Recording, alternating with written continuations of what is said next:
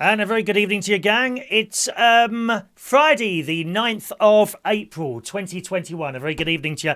And welcome to tonight's United Kingdom talk on the day that we lost Prince Philip, Duke of Edinburgh. I'm no royal expert or anything like that. I can't even try and do the stuff that the BBC and ITV are doing at the moment. But, you know, we have thoughts. We do have thoughts. And he's one of those people that's always been there. You know, there's certain people in your life. There's a song, it goes, "No one in your life is with you constantly." You know that one? Elaine Page, I think, and Barbara Dixon, possibly that one. It's true, no one is. But some are there longer than ever, aren't they? And I would imagine that every single person who's watching this at the moment, and probably most of the people you know in your life, I bet there's very few people watching this at the moment, but you'll be of that period that he has always been there, Prince Philip. And I like a man with a sense of humour. You know what I'm like. I like a man with a sense of humour, and he's done so much. I mean, for a man to step back, you know, we have this gender thing and women are equal to men and all that. I get all that. I understand all that. But kind of for a man to step down from his importance, shall we say, and then have to follow the lady all the time, i.e. the Queen, which is of course exactly what he had to do, takes some doing, doesn't it? It really does. And I was in here actually at the time. I was on the phone to, funnily enough, the dare I tell you, the oven people, which I'll come to a little bit later. And I had it on the speakerphone because you're waiting 20 minutes, and suddenly it flashed up. Prince Philip had died. Gutted, absolutely gutted, and upset by that news. Of course, he hasn't been that well recently, has he? You know, a whole month in hospital. And when he came out of hospital, you know, he didn't look well, did he? And hasn't done ever since. But he managed to keep stuff up over the years. He had that heart operation, didn't he? Was it about 10 years ago? Some sort of heart operation. And after that, he was still turning up at weddings and christenings and all that. And lots in the newspapers. You can call in about this if you want. Perhaps you've got some sort of experience of Prince Philip, however loose that may be. Maybe you did the Duke of Edinburgh's award. Not an easy thing to do necessarily, you know, but if you put your mind to it, you can do it. I was in the Scouts. I never got that far. It was a little bit too difficult for me to do that sort of thing. You know, I think I stopped at Chief Scouts Award or something like that. Duke of Edinburgh is a great thing that he came up with, you know, to enable young people to, well, live better lives, basically. You know, the BBC's website earlier, Prince Philip, Queen Elizabeth II's husband, has died aged 99. I mean, it's not bad age, is it really, 99? Buckingham Palace has announced a statement issued by the palace just after midday it was, spoke of the Queen's deep sorrow following his death at Windsor Castle on Friday morning. I've seen a couple of TikTok and YouTube clips already of basically halfway through a television programme Eamon Holmes was doing this morning with his Mrs. Ruth, and literally halfway through a conversation he cut in. He said, "I'm very sorry, we're going to have to leave the interview there. We've got to stop the programme now and go over to the newsroom."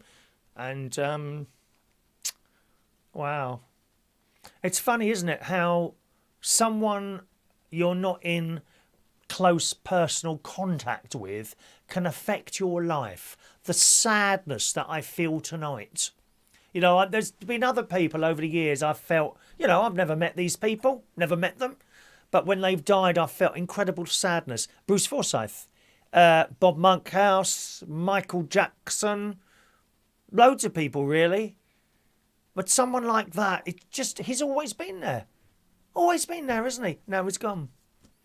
Now he's gone. Duke of Edinburgh was the longest serving royal consort in British history, and he was at the Queen's side for more than 6 decades of reign. Sad. All the papers have got it in there. If you want to call in, you can do. Phone lines open straight away tonight, okay? 020 8144 3477. If you've got any thoughts at all about it, whatever you want to say about Prince Philip tonight, we'll see where we go with this. I've got my show ready for you, but we can go in any direction with this if you want. You know, if no one calls in, if you haven't got anything to say, that's okay. You know, whatever you want to do tonight. All right. Or, of course, you can text in your message, texting number up there in the top left-hand corner. If you're watching and you're trying to talk to me in a chat box or as a comment under a video on Facebook, that doesn't get to me, I'm afraid. I don't see those messages. You need to text in, please, on that number there, 07451 287 337. Or, indeed, you can send an email as well. The email address is chris@unitedkingdomtalk.co.uk. chris@unitedkingdomtalk.co.uk is my email address. And I'll read out your message of condolence or whatever. Doesn't matter. Anything at all that's to do with Philip, we'll start off with on the show tonight. Some of the other papers, of course, the Daily Mail, they're all doing it. Of course they are. They're all doing it. And the Daily Mail is leading... At this moment, it keeps changing with the story. Prince Philip is set to be buried next Saturday. So next Saturday we'll have the funeral. Of course, it can't be a large affair. You know, you can't... when something happens in the middle of this blooming pandemic, you just can't have a large funeral. Loads of people, and I have no doubt in my mind that road would have been packed like as if it was a royal wedding. Wouldn't it? It would have been packed. Well, we can't do that. I'm sure some people will go anyway. You know, I actually thought about today, you know, maybe I could get some flowers and take him to the gate at Windsor Castle where he is, isn't he? Or where he died, anyway. I thought about taking some flowers up there and just putting them outside the gates. You can do that, you know, in your own time. You do it night time as well. Probably best time to go, night time, you know. If you're driving away on that way, 9, 10 o'clock at night, there's not going to be a load of people up there, or I wouldn't have thought so anyway.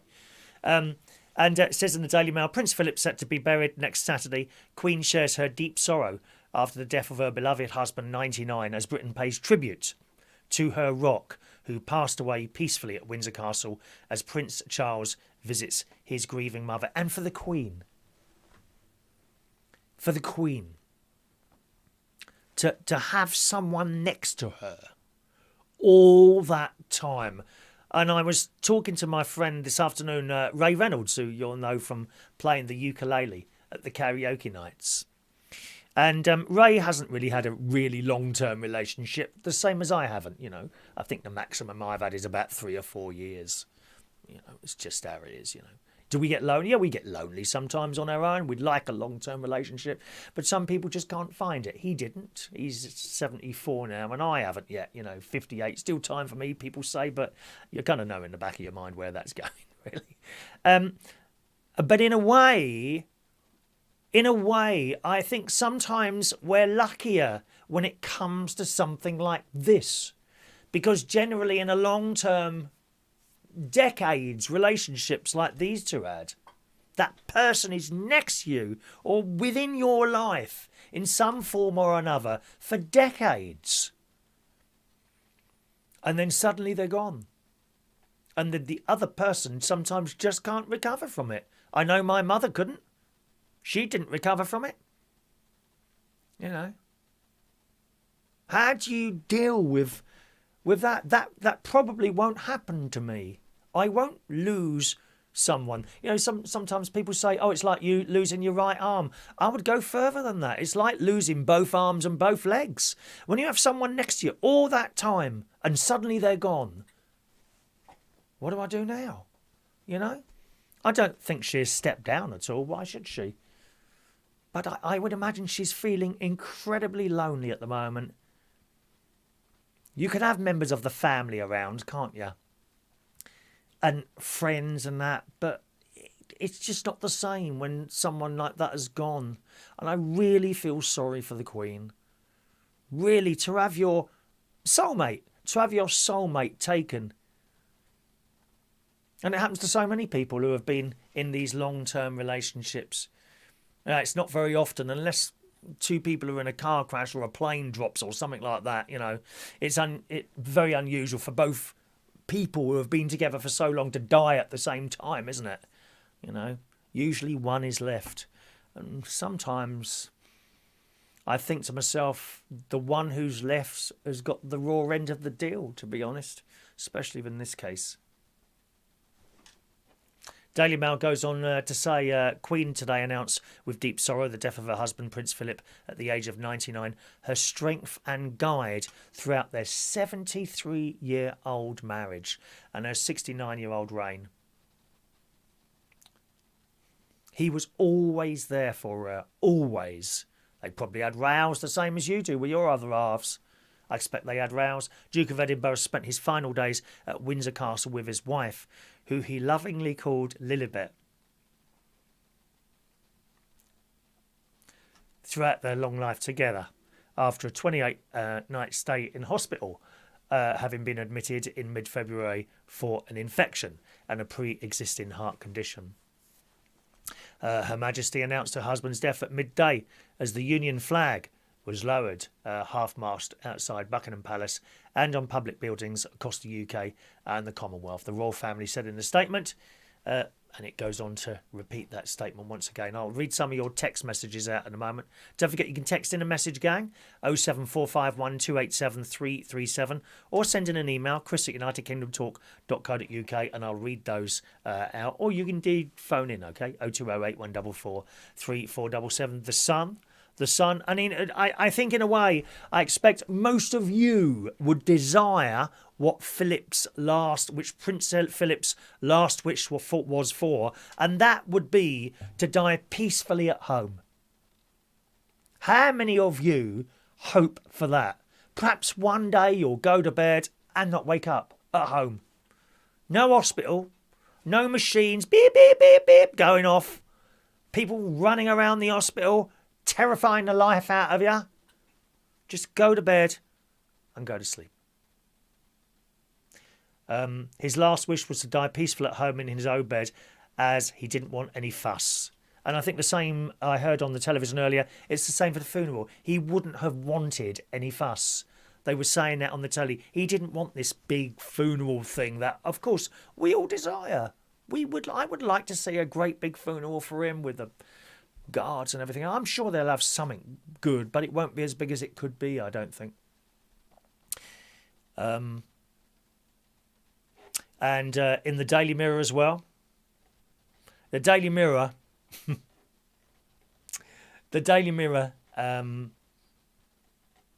says some bits and pieces, which is it that one or the Star I'm looking at? Hang on a minute. There we go. It's the Star. Okay. The Daily Mirror. Prince Harry and Meghan Markle have paid tribute to Prince Philip, who died this morning, aged 99. So there's a little story there. All of them. A statement from Buckingham Palace, it says, is with deep sorrow, Her Majesty the Queen announced the death. They've all got their own sort of take on it, you know. But the Star, and there's nothing wrong with this really, I don't think. The Star is taking a sort of a little light-hearted view, and we all know the stuff he used to say. And certainly for me, I would look at the stuff he used to say, which used to upset a load of people, and I think he was only having a joke. That's how I see this stuff. He was only having a joke. And the Star is leading with Prince Philip's best gaffes and shocking quotes, which will do.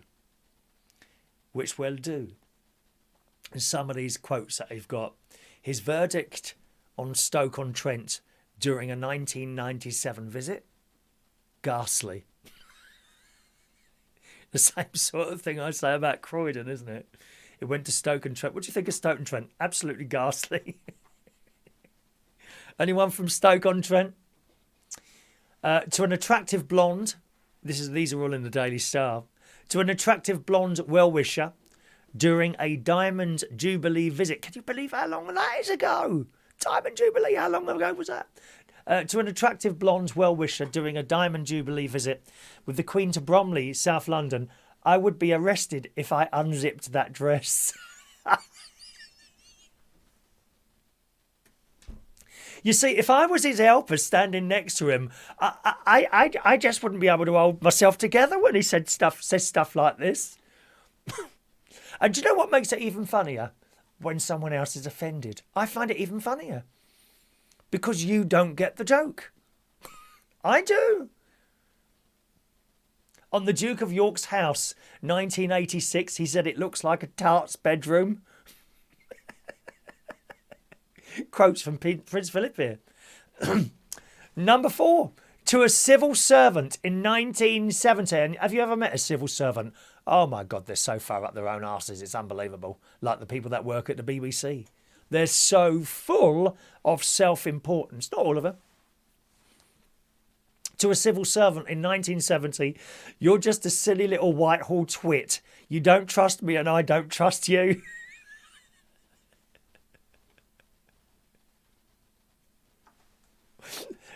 Here comes another. We'll do them all. I'm not going to leave any out. To a multi-ethnic Britain's Got Talent 2009 winners diversity, are you all one family?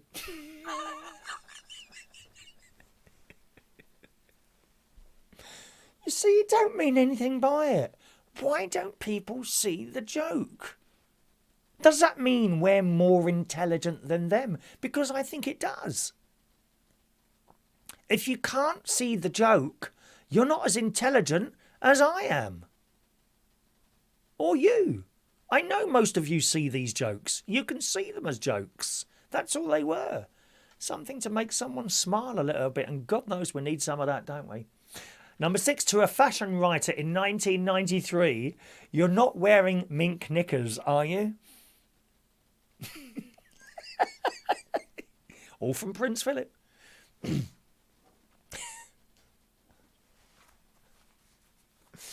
When offered wine in Rome in 2000, he snapped, I don't care what kind it is, just get me a beer.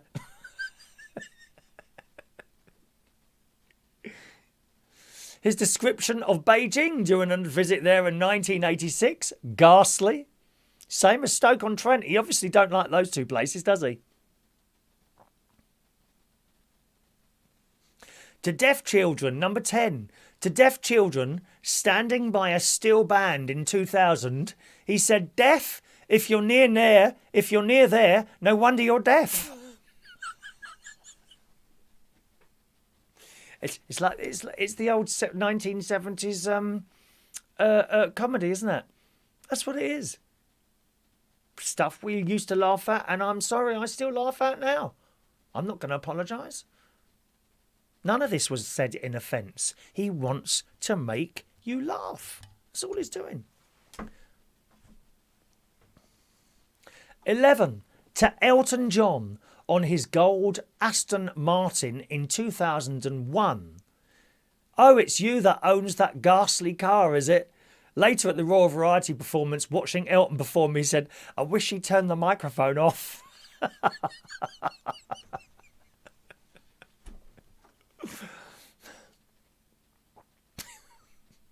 Number 12. All from Prince Philip. I don't think a prostitute is more moral than a wife, but they are doing the same thing.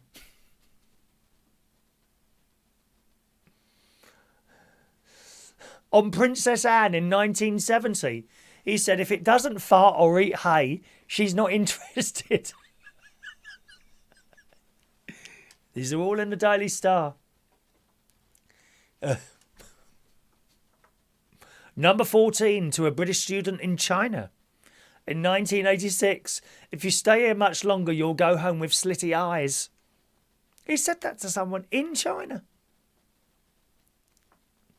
Number 15, on a smoke alarms to a woman who lost 2 sons in a fire in 1998. They're a damn nuisance. I've got one in my bathroom, and every time I run my bath, the steam sets it off.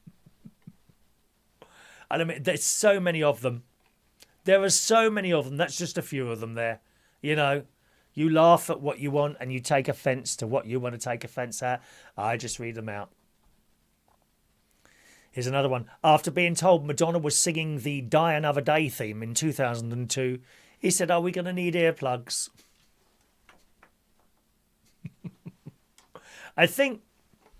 The one that there's a load more. Do have a look at the Daily Star.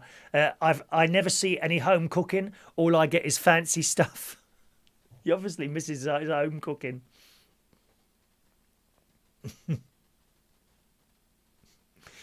If we go into the red next year, I will have to give up polo. He said that in 1969. And it goes on. The one I remember in particular is when he was sitting, I think, on a settee with members of the family.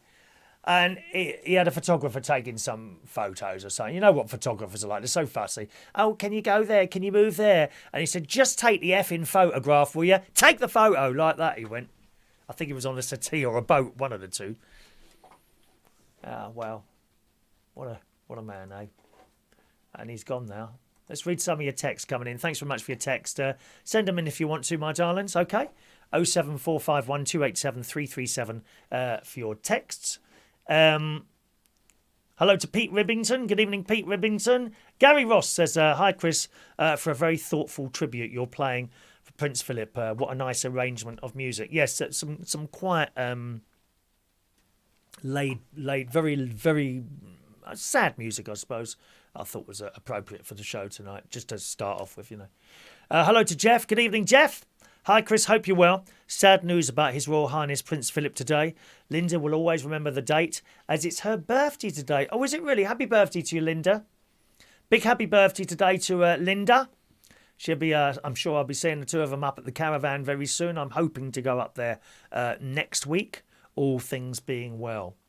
Good evening to Rachel Wheatlands. Good evening, Rachel. Thanks for your thank you message earlier for the radio show, incidentally. Good evening to Fran Green. Evening to you. Hello to Stephen Petty. Hello to you, sir. Evening to Chris Cross, who says, evening, Chris. Indeed, a very sad day today. They were married for 73 years. My thoughts and prayers go out to the Queen and the rest of the royal family. Rest in peace, Philip there. Good evening to Diane Jebb. Evening, Diane. And Ollie K is it. Thanks, Ollie. I got your message earlier about the radio show there. Evening, Chris. Some very sad news hitting today. There certainly is. It certainly is, isn't it? Adam LaPlumber. Good evening, Adam. Nice to hear you sending in messages, incidentally, last night to my friend Adam Croft's show. It's very good, isn't he? Adam Croft. I heard a few of you, and George as well. I heard you sending in your messages last night. Excellent. And Adam says, evening, Chris. Must start by saying thank you. It's nice to respect being paid to Prince Philip. I've been watching the live feeds for various key locations. Oh, hang on a minute. There we go. Let's just get that there. Where is it now? I've been watching the live feeds from various key locations where flowers are being laid, and in the background, and you can hear mobile phones ringing and people laughing and chattering away when it should be time to reflect. Yes, I agree. My heart goes out to the Queen and the rest of the royal family. Rest in peace, Philip. He says, my favourite quote from Philip was at the coronation when he turned to the Queen and said, where did you get that hat? Is that right? That wasn't one that was on the list. Daniel's on the phone. Good evening, Daniel. Good evening, Chris. Hello to you, sir. I won't stay here too long. I might go all slitty-eyed. Eh? I might go all slitty-eyed. No, you're not allowed to say that because you're not Prince Philip, sunshine. Oh, well, I had to do Get on with it then. Well, did you get my... You've got my so-called photos. I know they're not great, but... Yes, I did get your photos. Do you just want to... You're sounding a little bit quiet tonight for some reason. Are you on the Skype again? Yes. Oh, that's probably why. Okay, I've got your photos here if you want to just talk about those. Okay. They're up on the screen now. Just talk. Well, this is the royal visit to Church and Romford of 2003. This was actually, obviously, this was a year after the Golden Jubilee when a schoolboy from Arrows Hill wrote to the Queen to say, Oh, that's better. Carry on. Yeah, this schoolboy from Arrows Hill wrote to the Queen to say, oh, you went everywhere during your Diamond Jubilee year, but you didn't come to Church and Romford. So, well, they went straight into action. All right, go on. We'll do it then. And now this one, see, that's where they're getting out the car there. Yes. And there's where they actually got out of the car. And then, You can't commentate for the pictures because they take longer to get to you. We've already yeah, seen because them they're now. out of sync, aren't they? Yeah. Yeah. But anyway, yeah. So they arranged the visit, and then Prince Philip actually got to meet the boy in question. Right. And he met him and said, "Oh well, so it was you who wrote that letter, was it? Oh, so you can write then?" Is that what he said? Yeah. But I got to tell you, Chris. He is known as a bit of a comedian. Did you take these photographs? Yep, they were all taken by me. Oh, right, okay. Oh, you were quite close to him, weren't you? Well, yeah, I mean, the thing is, you look at where them press photographers are. Yes. Right at the back. Yes. On the street, more or Yes. less. You think, well, they're a bit far away, aren't they? Right, yeah. And not quite a good vantage point, I would see think. what you mean.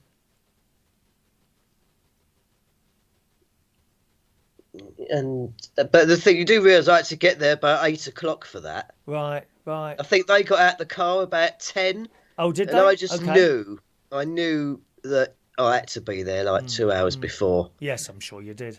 So I had my personal stereo ready for them to play the music and a few tapes on hand. What, you played the music? No, I mean I just played some music for myself, just to bide the time. Oh, what, while you were waiting for them? How long were you standing there waiting then?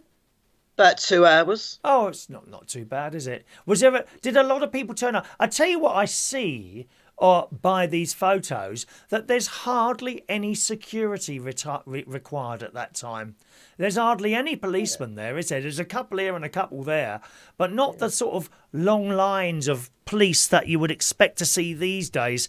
I expect there were sort of plainclothes policemen dotted around among all the other people, but nevertheless, they're not really that obvious, are they? Presumably, you just didn't need it in those days, did you? Really? Yeah. And actually, I've just realised. I mean, you've been talking a lot tonight about let's call them near the knuckle remarks. Yes. That he actually said. I mean, I've actually thought of one that he could have said. Now, if he could see, he was up there now looking down on us. I expect he'd be looking in and he'd think, I suppose it's just a dress rehearsal for when she goes. He would come out with something like that. I'm sure he would. Yeah. I'm sure he would, Daniel. Well, thanks ever so much for sending in those little film things. Are you going to get those printed at some point, or what? I'd have to send them off to process. Sorry, no, what's it called? Peak Imaging. That's it. That's the only place in the country that's got the best scanner for slides and negatives. Oh, is it? Right. You can buy one of those on the Amazon, can't you? You can, but you've got to be a bit of an expert on how to where there's all those scratches and dust and whatever you want them. You've got to be a bit of an expert to know how to get rid of them and all that. And with peak imaging, they're trained for that sort of thing. Right. It's a bit like I've got a couple of MP3s that have been made from records, and they've got a lot of click click scratch pop, and I have a filter here that I can put them through, but I don't find the end product is that good, and the scratches and the clicks and the pops are still there, to be honest. It doesn't work very well. And then sometimes also you can put this music through the same filter and it comes back, and yes, there is less scratches and pops, but you lose a lot of the treble. The top end is where those clicks are, and it takes the top end off, and then you've lost the treble. It'll be a bit like me. I don't know if I can do that on here. If I do that, my treble will probably disappear, and I'll sound a bit muffled. And that's what happens to the songs, you see. Yeah, but then you know about all that. I wouldn't know about all that. It's something you've got to know about. If you adjust one, but then you've got to adjust the other, it's getting the right balance, I think. Yeah, I see what you mean. Yeah. All right, Daniel, well, thanks very much for sending in those slides there. Yes. Have a nice evening. Chris. And you, Chris. Cheerio. Bye. There we are, bye. Daniel. Fantastic, those little bits and pieces he sent in there for us to look at there. Andy says, what a sad day. I remember a story I saw in the paper about Prince Philip. There was a little girl in a crowd holding a single daffodil to give to the Queen. The Queen walked past the little girl. Prince Philip noticed the little girl, picked her up over the fence and said, go on, give it to the Queen. Such a lovely memory. Isn't that wonderful? Isn't that lovely? Good evening to John Parrish. Hello to you. Good news from John Parrish. He's been buying a house. He got the keys today. Very happy. Nice one, John. Over the moon now. We'll send pics later. Lovely chap. Was a Catholic. Gave us everything in the house. I don't think that was anything to do with him being a Catholic. He probably just didn't want it, John. I wouldn't plug anything in if I were you. It'd probably blow up, mate. We don't give stuff out, you know. It's like these people, they go into the Vatican and say, all that gold, they could give that to the poor. You must be joking. Why would we give it to the poor? We'll have nothing to go and look at then, will we? What a stupid thing to say. Thank you, John. Hello to Sherry Parish. Good evening to Sherry. So sad to hear of Prince Philip's passing. I am gutted. Absolutely gutted. Gutted. And yet these things are to be expected. What are the sort of three things guaranteed in life? You're born, you pay tax, and you die. Didn't you?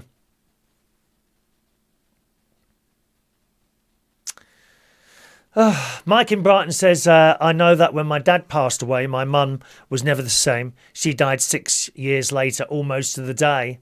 Yeah, I think it was 4 years for my mother. 4. Just 4. Big respect to you for paying your respectful tribute to Prince Philip. Rest in peace. I loved his sense of humour too. I loved his sense of humour. Yeah, some of it. You'd never say some of that stuff now. Even I wouldn't. You know, the slitty-eyed joke. Nah, that's a bit wrong, innit? It is wrong. It is wrong. But when he says something like that, for some reason it's funny. Or it was funny, you know. Was funny. I don't dislike him for anything, really. Not those little remarks or anything. It was just part of his quirkiness, wasn't it? Part of his character. You know, you can't keep just looking back at other people and saying they shouldn't have done that. I mean, how far back do you want to go? How far back do you want to go? Do we blame the people that stuck Jesus on the cross or something like that? Do we blame those? You know, do you go back and hate all those people that did that? No, you don't. I mean, people, they just keep going backwards all the time. No one can look forwards anymore, can they? Evening to Jason Hughes. There we are. Evening. Thanks. What did I say then? What was said earlier then? No, you said thanks for your show earlier, didn't you, my darling? You said thanks for your show earlier. Thank you, my darling. All right, Rachel. Rumble Bumble. Good evening to Rumble Bumble tonight, who says, good evening, Chris and gang. What's sad news today? The spooky thing is I was listening to Radio 2 in a customer's car. I was taken to Downham Market and I had just driven past the junction where Prince Philip had rolled his Land Rover when the news came on the radio. Then while waiting by the War Memorial in Downham Market, sat on the bench, eating my Tesco meal deal. Not bad price those, are they, actually? Tesco's meal deal. And a dear old lady stopped and asked if I wanted any change. I said no, as I use plastic. Wasn't until I told my mate, and he said it's because I look like a tramp and I had my hair in a ponytail. When do the barbers open? Those Tesco meal deals, they're reasonable. I mean, they really are reasonable. The Tesco, the Aldi do it as well. Sandwiches and Aldi, very reasonable. What is not reasonable is when you go in a BP. They're the worst ones. BP and Shell garages. They want almost a £5 just for the blasted sandwich. And, I think that meal deal thing, it's not. A sandwich, a bag of crisps and a can of Coca-Cola is not a meal. I don't think they should be allowed to call it that. It's a snack. It's not a meal. When did a sandwich become a meal? All right, on a picnic, that's a bit different, isn't it? You know, sandwiches, cakes, crisps, chocolate, lemonade. Oh, go on then, have a lettuce leaf as well. That's a meal. A sandwich and a bag of crisps and a Coke is not a meal. McDonald's, it's not a meal. It's not. It's a snack. Fancy a McDonald's. You have that, and then when you get home, you have dinner, don't you? Well, I do. Thank you, Rumble Bumble. Hello to Ray Reynolds, says thanks for the tribute. And George Bond says nothing at all. All George Bond says is, have you seen my videos on YouTube yet? What hope is there?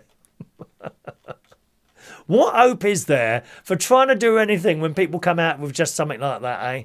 Honestly. Anything else at all to say about Prince Philip? Please feel free to do so, boys and girls. There is a phone number up there. But as I said right at the beginning of the show, I'm not a royal expert. We'll leave that to Nicholas Witchell. I have to say Nicholas Witchell was on the telly. He's like the BBC royal expert. He's bless his heart. He did a good thing there and started to... I thought you need a blooming good haircut. He didn't look very tidy. Nicholas Witchell, when he was doing the whole thing. And then Hugh Edwards, and then he said we mustn't forget he had a bit of a colourful life. And I thought, oh, don't start going on about bad remarks and slating him down. This is why so many people are going off the BBC News. You know, it's not that trusted anymore, the BBC News. Apparently, according to Alex Belfield, who does videos on YouTube, more people now trust the Al Jazeera news than the BBC one. Shocking state of affairs.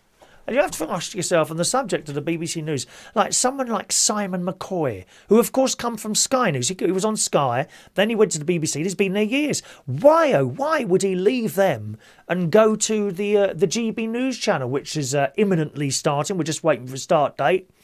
They've taken on some very big names, really big names, including Simon McCoy. You have to ask yourself, you know, I can't believe it would be about the money. I can't believe it would be about... Because Simon McCoy would have been on a lot of money at the BBC. Why would you leave there and go to another news outfit that's not even on air yet? Don't even know if it's going to work. Maybe it won't work. There's a lot of people waiting for that to start, that GB News. We'll have a more sort of, you know, centre thing. I do think the BBC is just run by left-wing lunatics now. I really do. I really do. It swings that way all the time. Anyway, that's another subject. Any more comments on Prince Philip, do please feel free. Okay? So, there we go. We've got some other stuff in the show today. And... a couple of you have sent in pictures, okay, including DJ Chris. DJ Chris has sent in a picture. Hello to Paul Adamson. Hello to Paul Adamson. He's sent in a photograph of the Queen and Philip. The Queen's in his uniform. Just remember, gang, if you send a photo in, I can't put it straight on here, unfortunately. It's I can, but it's very long-winded and it kind of spoils the programme a bit. But thanks very much, Paul Adamson, for sending in that one. Steph Diamond, are you actually with us tonight, Steph? I don't know if Steph's just sent an email in asking to be re-added to the bingo, which of course I'll do. Just in case you didn't know, it's the last bingo this week, okay, gang? Over the last few weeks, the numbers really have gone down quite far to the point there was just no point anymore. If it was going up, I would have carried on, and we've tried and tried and tried. I've even I took out a little advert, put it on Facebook. I don't know, it just doesn't work. Doesn't work anymore. If you look back, when we restarted it in January, there was like almost 250 people, right? Now there's 89.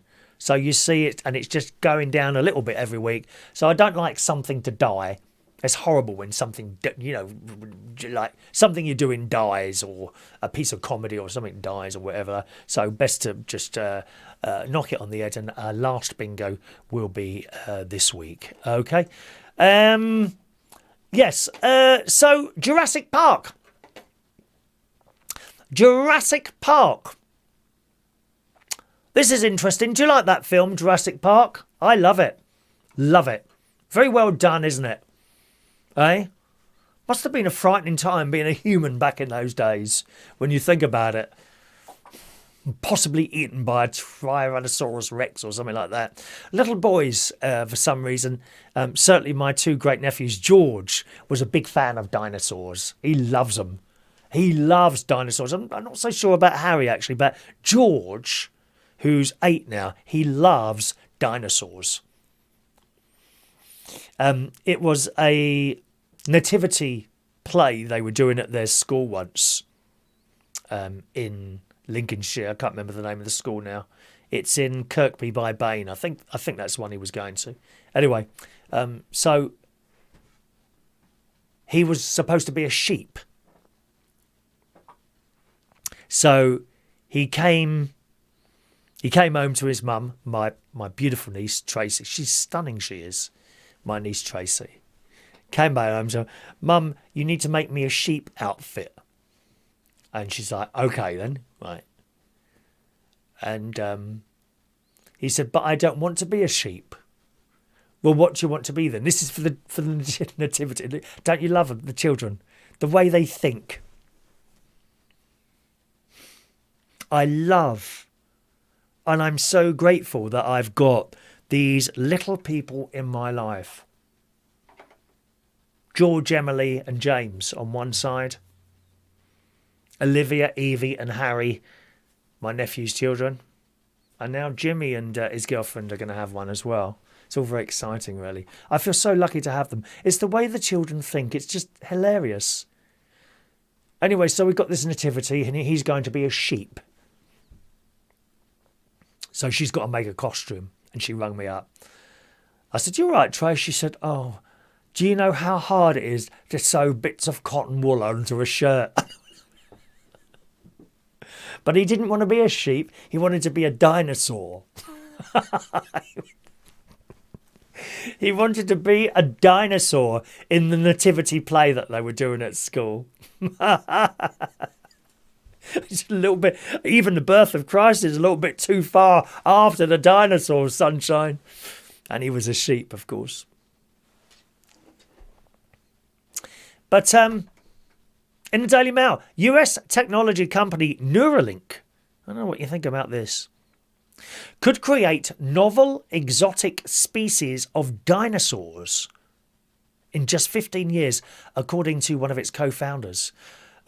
He's an American entrepreneur, Max Hodak, and technologist who co-founded the neurotechnology firm with Elon Musk, who's that very rich person, and he does stuff to forward the human race. You know, he's a bit mad, but then most of those people are. Most of those scientists and people who do move us forward are on another planet. Look at that virgin bloke, Richard Branson. He's a nutter. Absolute nutter, but look at what he's achieved. Perhaps that's the answer. You've got to be a bit of a nutter to get anywhere, eh? This is in the Daily Mail. The firm, known for putting a computer chip in the brain of a pig, could probably build a Jurassic Park if it wanted to. Wow. Hodak said in reference to the 1993 blockbuster film. What do you reckon on that? Is that a good idea?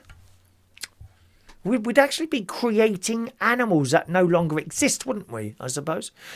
We could probably build Jurassic Park if we wanted to, he said.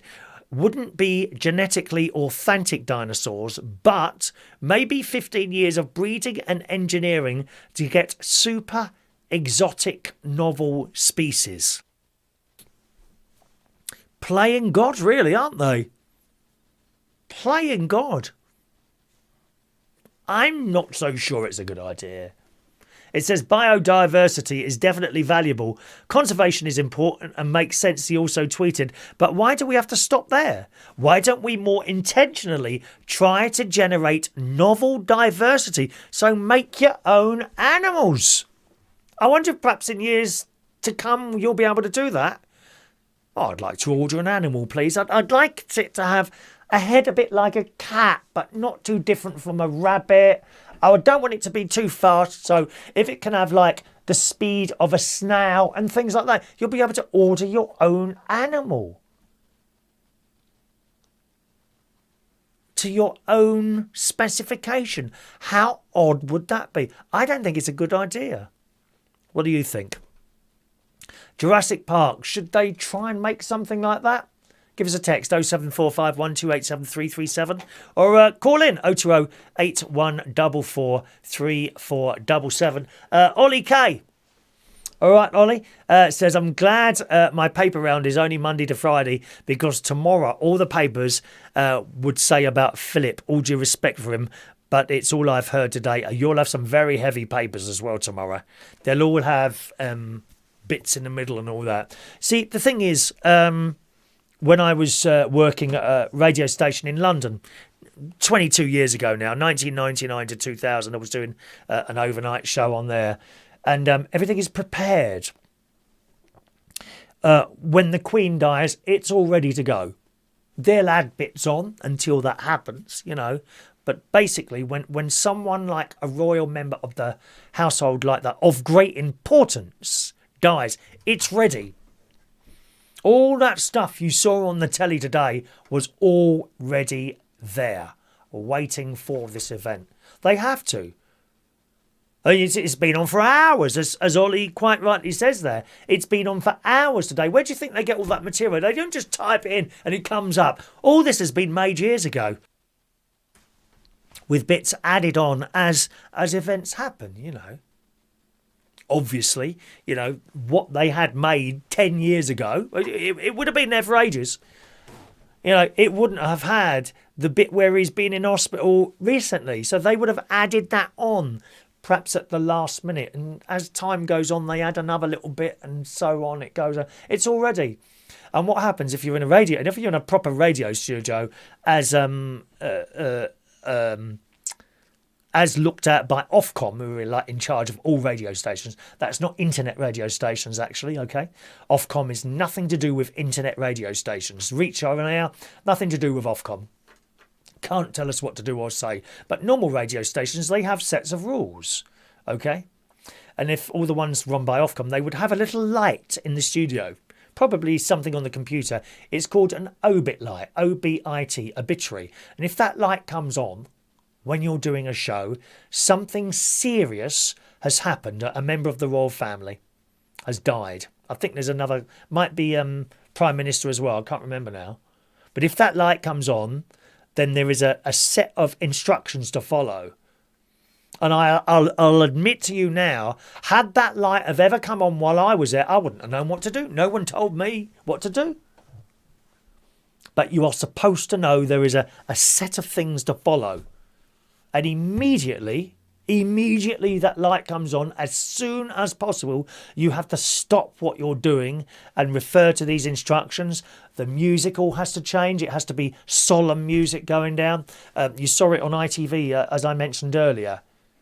You know, Eamon Holmes was halfway through a fairly amusing chat with someone, and suddenly he said, "I'm very sorry, I'm going to have to stop the chat there. We've got to go over. This is going to be the end of the show today, I'm afraid. We've now got to go over to ITN." And that's how it happens. Once that light goes on, you have to stop. You know, and play solemn music. I don't know. I didn't listen to any of the other radio stations earlier on today, whether or not they were doing it. Anyone run by Ofcom has to do something like that, you see. John Parrish says, made me laugh. You're right, most of the left was crap. Love the pro-organ about... Made my laugh, mate. You're right, most he left was crap. Love the pro-organ about 6 pedals. Try that again, John. Oh, hang on a minute. No. Try that again, John. I don't understand that. Good evening to Maureen. Hello, Maureen, who says R.I.P. to Prince Philip. A very, very sad day for the country, Maureen. Very, very sad day. Evening to Paul in Cornwall. DJ Sparky. Hello to you, sir.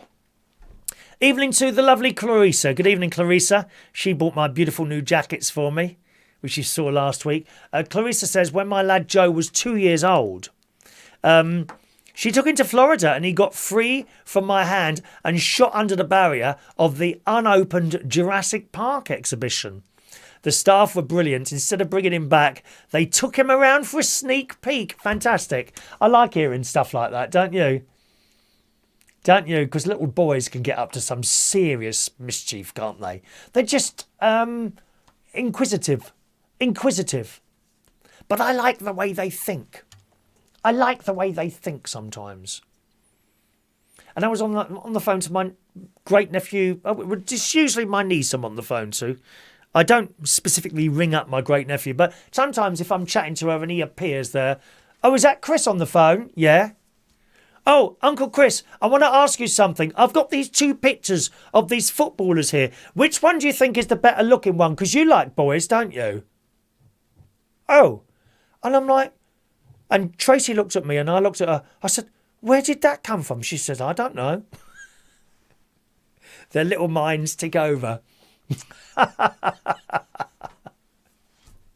I think they were Manchester United, maybe. I can't remember who they were now. I love the way children think. It's so funny. Mike in Brighton says, as a kid, I loved dinosaurs. They all do. Little boys love dinosaurs. My favourite was the T-Rex. Now, is this the one that eats other animals, the T-Rex? I think it is, isn't it? He says, I was delighted when one series of Doctor Who featured a T-Rex. Oh, I seem to remember that. I'm sure I remember that. I was in heaven, yet scared stiff. Looking at it today, it's very tame. But a lot of those old models used in Doctor Who and all the other Star Trek even. When you look at the original Star Trek and that when the Enterprise go past, it's clearly a model hanging on some strings. But it doesn't matter. It never looked like that to us then, did it? We thought it was real. The one thing I didn't think was real, Mike, was a series of Doctor Who, Planet of the Spiders, with John Pertwee back in the 70s. And these spiders came on, they were like this. They were the most unrealistic spiders you've ever seen in your life. I was killing myself. I was killing myself laughing watching them. And that was then. They just didn't look real. And it ends up, and look it up on the internet, and it ends up with this massive queen spider who's in a cave. She's just hilarious. Give me the crystal, Doctor. I must have it. I must have it. And then the Doctor says, if I give you this crystal, it will create a circuit basically in your head and it will go round and round and it will destroy you. Just give me the crystal. And this crystal flies out of his hands and goes into this array of crystals, completing the circuit. And then the spider explodes and the cave, and Doctor Who changes from John Pertwee to Tom Baker. Look it up. It's hilarious. Absolutely hilarious. Planet of the Spiders, Doctor Who. And you want the scene in the cave. He says, I'm not a big in the idea of recreating the Jurassic Park beasts. No, I don't think it would be a good idea. Useless fact. Do you know the nearest relative to the T-Rex is your common farm chicken? Wasn't it funny? They used to eat us and now we eat them. Well, you do anyway. Poor little chickens. Hello to Vectis Humpty. Hello to you. Who says, evening, Chris. Yes, you're quite right. We have to practice radio. I've had to follow the royal protocol because we are FM. We are told to do this by Ofcom. Yes, anyone on FM, medium wave, anything that's on like a portable radio, you know, where you can do FM, AM, and what's the other one? Long wave is the other one, isn't it? They have to follow this Ofcom thing. The light comes on, you have strict rules to follow, and woe betide you if you don't. Very bad. It's one of the worst things you can do, isn't it? Amelia Phillips, hello Amelia, who says, we're all upset in this household. My granddad is dying and we can't see him. Oh God, there's just so much unhappiness. There really is. George reckons I look better in a tie. Do you think so, George? No, it's only a special occasion. I have to tell you, this tie only ever comes out at funerals.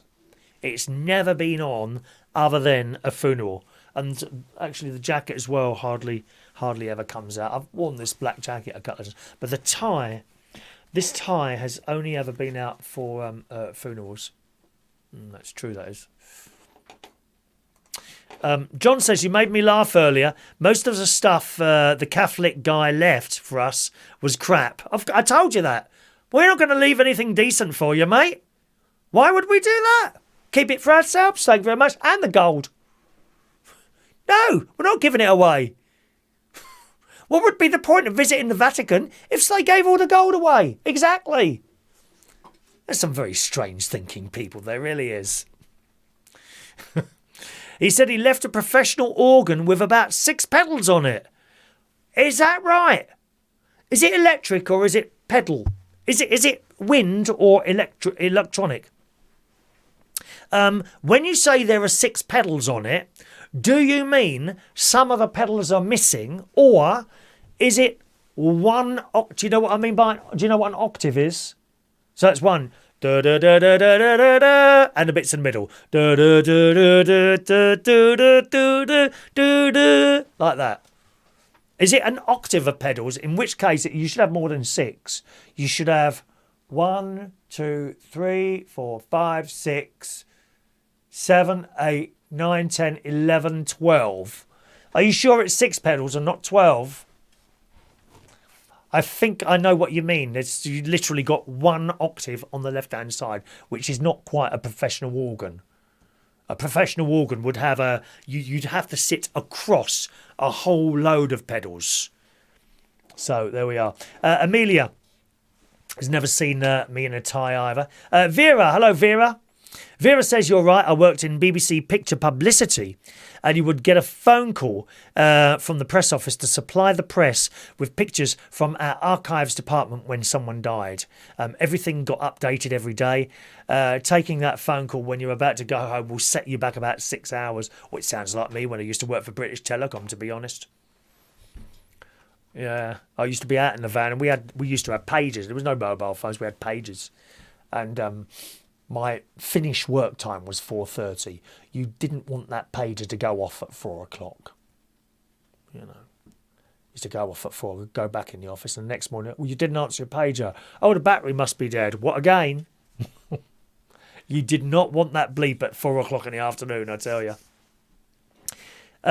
Maureen says Steve Allen was on the radio today saying he wasn't happy with yesterday's result at the hospital. He has to take 2 tablets for another 2 weeks and then have the medical procedure again. But has he not said what he's having done? I don't think he's actually said what he's having done. I know John said something the other day, but we're not quite sure what he's had done, are we? Rachel says we used to have a pianola, a piano that plays itself. Ah, blooming marvellous. Of course, you can get that now. Even my piano downstairs, it's got some inbuilt tunes, which I have to say are really nice. They're really, if you just push the demo button and it's got various tunes, and it's really, I can't play like that, you know, like classical pieces and all that. They're really good. But of course, is it the pianola? Is that the one where you had the kind of cardboard thing with holes in it, and it used to feed through the machine, the pianola? Was it one of those? I used to get these literally cards, stacks of cards, you know, like you remember the old computer paper that used to fold over like that? So you'd have a stack of it, and it would be a continuous feed of paper. Do you remember that? Years ago. Now you just put one piece of the paper in, don't you? Like a block of sheets on them. Can you? I don't know if you can see that or not. Can you? No, you can't see it, can you? But years ago, and they did that with a piano. So you'd have this stack of papers with all holes in it, and the holes corresponded to something in the mechanism, and it would pull through this paper, and the holes would identify which notes the instrument was to play. Very clever, really. When you think about it, quite clever for that day, you know. Nowadays, it's, I think, relatively easy to put a bit of software into a electric piano. I've got an electric piano downstairs, 21 years old it is. 21 years old. And it's got some lovely tones on it. It's got a couple of pianos. It's got church organ, as you well know. It's got strings, electronic piano, and it's got a harpsichord, which is quite nice. Harpsichord. You can just plug a bit of software in there and it will play whatever you want. Very clever. That's right, is it? So you had wow, that's some instrument you have. Wow. Pianola. Do you remember the songs that you used to play? How many songs did you have? Because presumably you'd have to have, well, you would, wouldn't you? You'd have a booklet of, not a booklet, but a stack of this paper for each song that you wanted. It wouldn't all be on one, would it? So you'd choose your song, right, let's play that one today. You put your stack of paper down on the piano, feed the first thing in and, I don't know, push a button and off it went, I suppose. Do you remember the songs that it used to have? How many songs did you have? What an interesting thing. What an interesting thing. Fran Green said Swishy paid his respects at the end of his clubbing dance show to Prince Philip earlier on. Thanks very much for that. Alrighty. School reports. What was your school report like, boys and girls? Was it good or not? Mine was all right. I do get to see sometimes my great nieces and nephews' school reports. Sometimes they come out and they're usually okay, you know. Tries very hard and is popular in the class, you know, the sort of thing. I expect the teachers have all this all written down and just fill in a few names on them sometimes. My school reports were all right. Do I still have them? Possibly upstairs somewhere. I don't know. It's one of those things, you know, when you move out of home and you think, well, I don't want the teddy bears and I don't want those old school books. And then years later, you think, oh, why did I chuck those away? You know? Certainly my school books. I wish I had a few more of those left. And I used to get stuff from television stations as well. You know, when you get the television captions come up, you know, tonight on BBC One. And because I was just so into all this television stuff.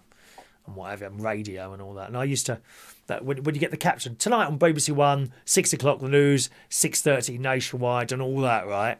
These days, that's all on a computer. But not in the 70s. It was all made on pieces of card. Black card with white lettering literally stuck on it with glue. On the telly, you can't see that glue or the fact that there's lettering stuck on it. I used to send off this stuff. Dear BBC, please could you send me some of your programme listings that you show at night? And of course, once they've used it, that's it. It's no good anymore. They used to send it to me. They used to say I had loads of stuff. I had one of these schools, the schools did these schools programmes, yeah? And the BBC and ITV, they had the timetable of this thing. Big poster it was. What time, what programmes are on, and I used to collect all of this stuff. Chucked it all away, didn't I? Chucked it all away. Disappointed in myself, really. Rachel says on the subject of the piano low that they come on rolls, Chris. We had quite a few. We had to sell, too big to fit in the townhouse. What a shame. Bet you wish you still have it. Do you? I had a piano at my mother's house that I bought when I was about 9 years old, I think. I saved up for the piano. It was only £3.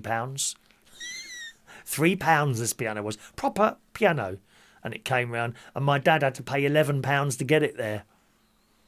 I saved up for that piano. £3 I paid for the piano. And Dad moved it for me. Because he would try and teach me, you see, that you had to save up for things. He'd teach me that. That's why I'm okay now, you know. Even I've had no money for a year. I've got rents coming in. But believe me, the savings have started to go down a bit. He would teach me to save up for things. So I saved up this piano. If you save up for it, I'll get it moved. Okay, so I saved up £3. And he paid £11 to have it moved, and it came into the house. And of course, he paid to have it tuned up, and it was and then of course my dad died in '96, Mum died in 2000, and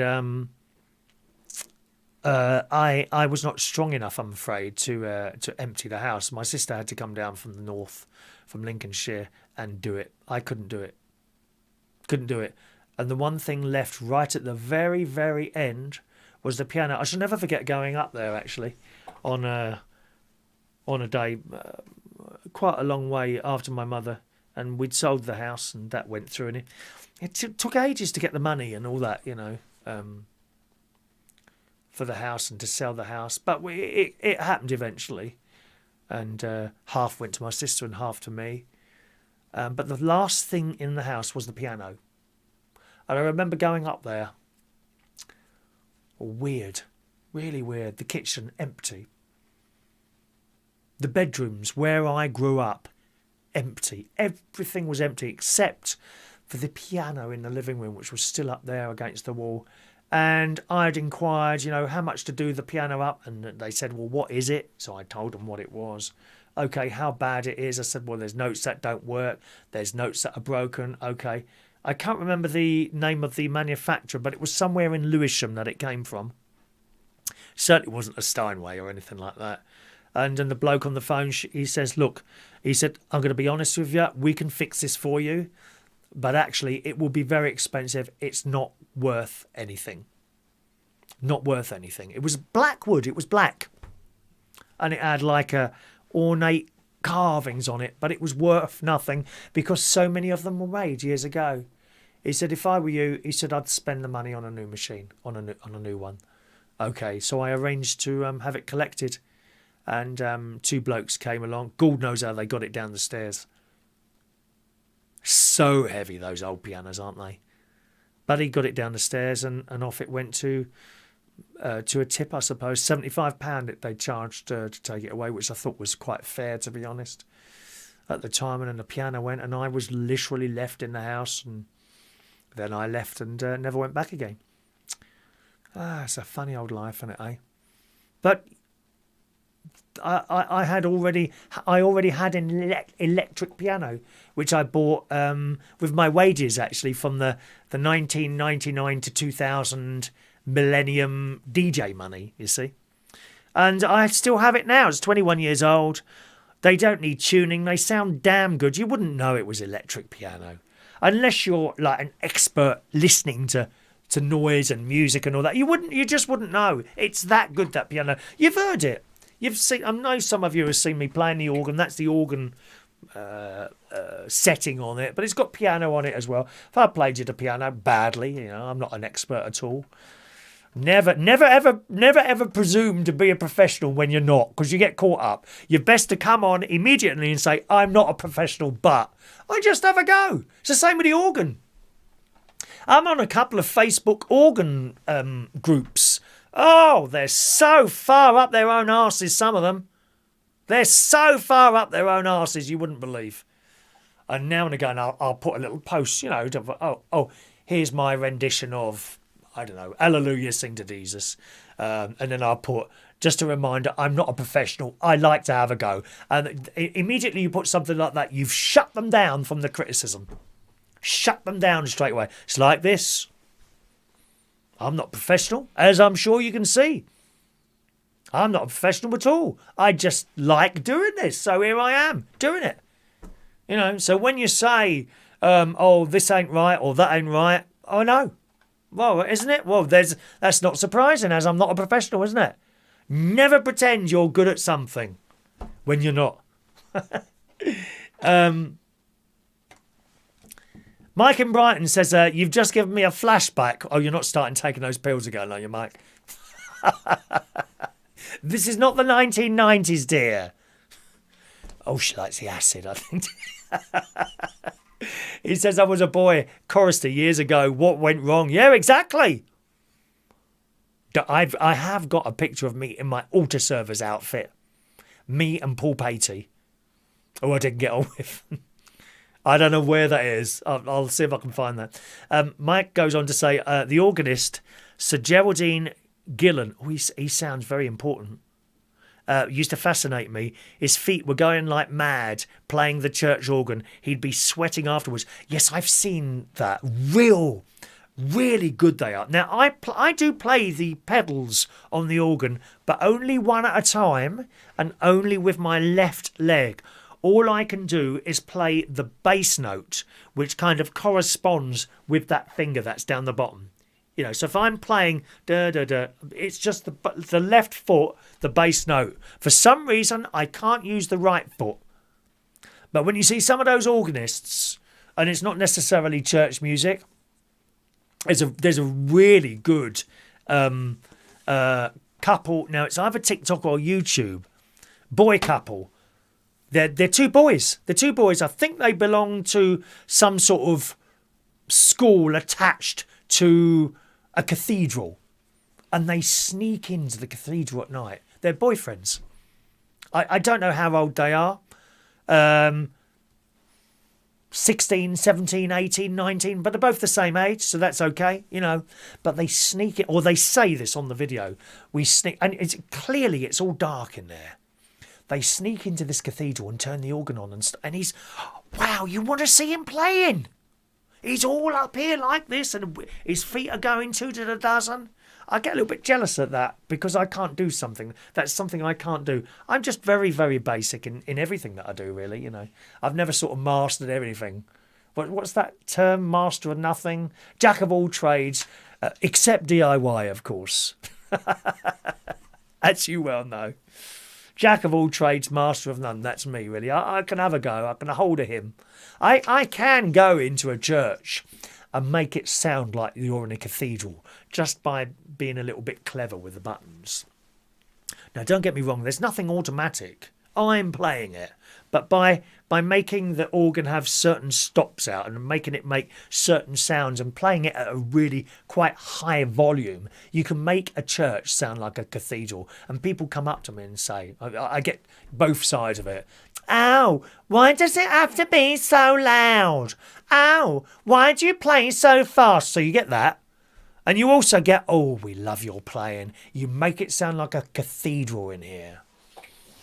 In fact, even Canon Simon, this is not last Christmas, the Christmas before, I was playing just after Christmas, We Three Kings. We Three Kings of Orient are. And it comes to the end. It was the first hymn. First carol or hymn of the Mass. It was just after Christmas. And louder and louder. And all these different, I variate it a little bit so not every verse sounds the same. And I finished it really loud last note, and I held it. I held it for some time, and I took my hands off, and then it echoes. And Father says, and he looks up at me. He said, "Wow."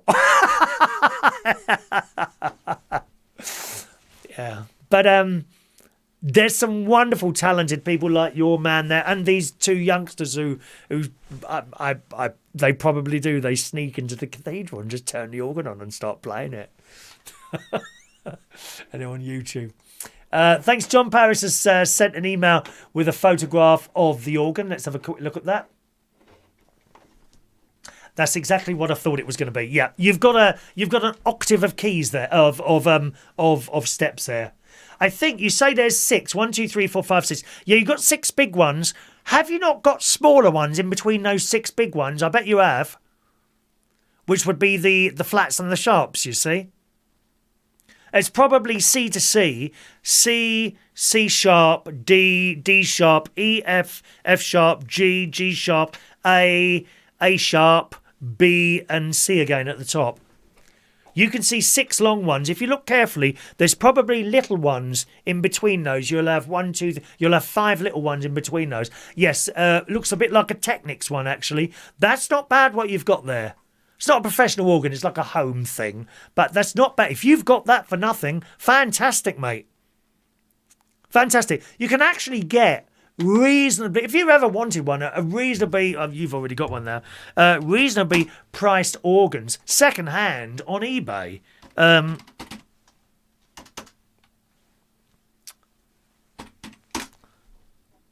Organs, here we go. I mean, there's another end. Oh, I mean, that's beautiful. Yeah, look, John. Now, this is what we mean by a professional church organ, okay? This would be actually a smaller one, to be honest.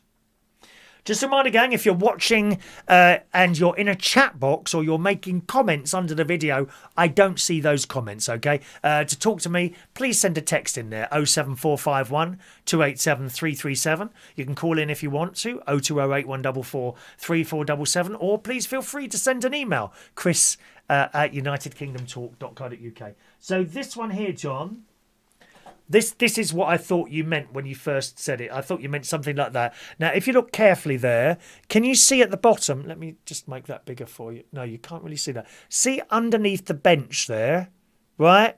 There's a whole load of pedals. Okay? So that's what we've got in church. That itself, that's a really, I mean, that would be a really good home organ. And I'll be honest with you, now that I've seen it, I'm like, yeah. Do we go into the pension fund or not? Which is doing quite well at the moment, I'm very pleased to say. Anyone who's got a pension fund will know what I mean, what happened at the beginning of last year. When the pandemic hit, it dropped 25%. That's a serious drop of money. But it's back up now and it's back over it, which is exactly what my pension man told me. My sister was saying the other day, she said, "Why? Oh, look, now there's another one here." Oh, it's bidding. They're bidding on it. I don't know what that would go for. I'd be really interested in. Perhaps I can watch this item. How does that work? Watch this item. And my sister was saying on the subject of pension, she said, "Well, why don't you take some of it out? Why do you let them make money on it?" Because they're making me money on it. That's why. You don't think they're going to do it for nothing, do they? I don't think my sister quite understood how the pension thing works. But yes, of course, you've got your pension fund. You pay someone to look after it, and you're paying them because they're going to make it worth more than it is now. That's the whole idea of paying them. You don't think they're going to do it for nothing, do you? So when you say, why are you letting them make money on it? Because they're making me more money on it than they're taking for themselves. That's why. If it was costing me, then I wouldn't. But here's another one here. Now, the bid on this one, which is not dissimilar to the last one I showed you, John, is £44 at the moment. Look at that. £44, the bid on that. But what it actually goes for, I don't know. What it will go for. So that says 3 days, 17 hours. What does that mean? Is that when it runs out? 3 days and 17 hours. Now, that would be something nice. It's used. But used organs do seem to go at sort of a reasonable price. Just kind of... John, I think I found your one here. And the disappointing news is, John... Now, I would imagine this is very similar to the one you've got, right? The bad news here, John, is the current bid on this one is 40 quid as well. Again, what it will go for, I don't know. Hang on. I'm guessing that's similar to the one you've got there. Wait a minute. Where are we? There we are. There you go. That's on eBay for about 40 quid. Limited time remaining. There's one here, £5, pre-owned, one bid. But most of them are, you've got to go and collect them. It'd be very difficult to... here's another one here, a Roland, £2,950 though, that one. I think that might be new, that one. But they're at 200, 799, 150, 40, 65, 45. I don't know what these actually go for at the end of the bidding. Be very interesting to find that. Thanks so much for the picture there, John. Jeff says, during lockdown, we've been tidying up the loft and came across my school reports, and my elder brothers don't know how I got his. Very pleased that mine were superior to his.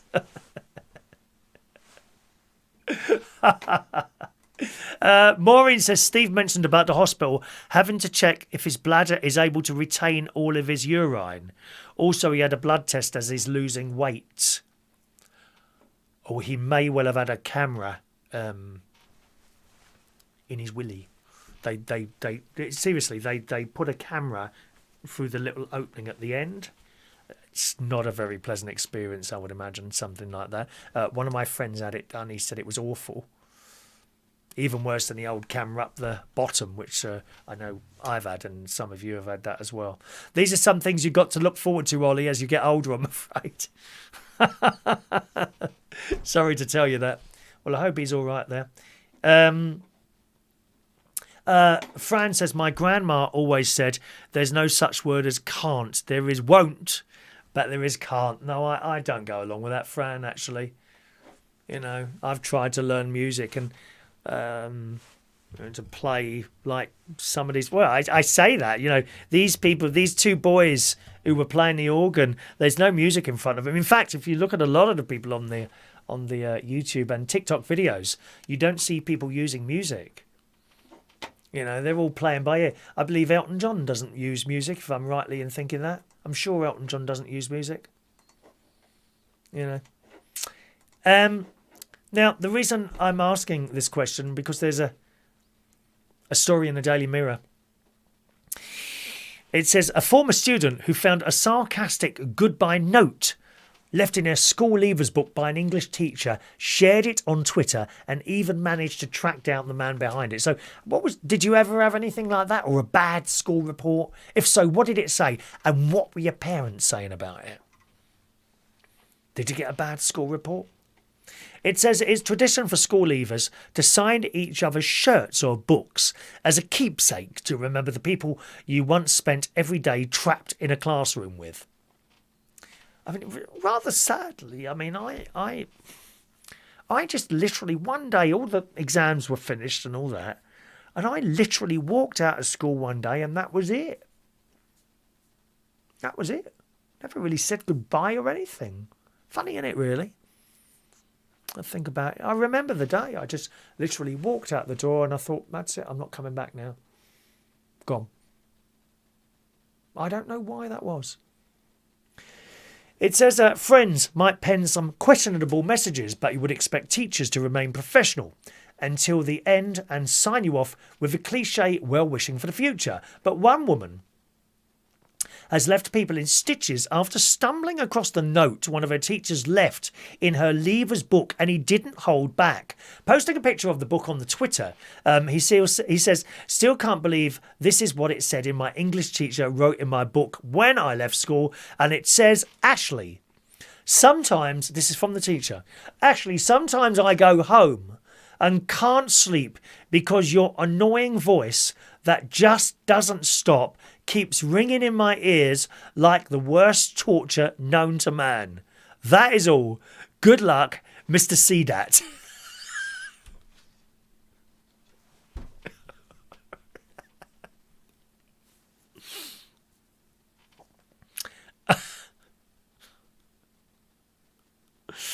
And the boy says, sarcasm at its finest, because I barely even spoke in that class. And he goes on to say, this boy, can I add, Mr. Cdat was funny as sarcastic teacher. I'm almost certain he wrote something just as funny in everyone else's books.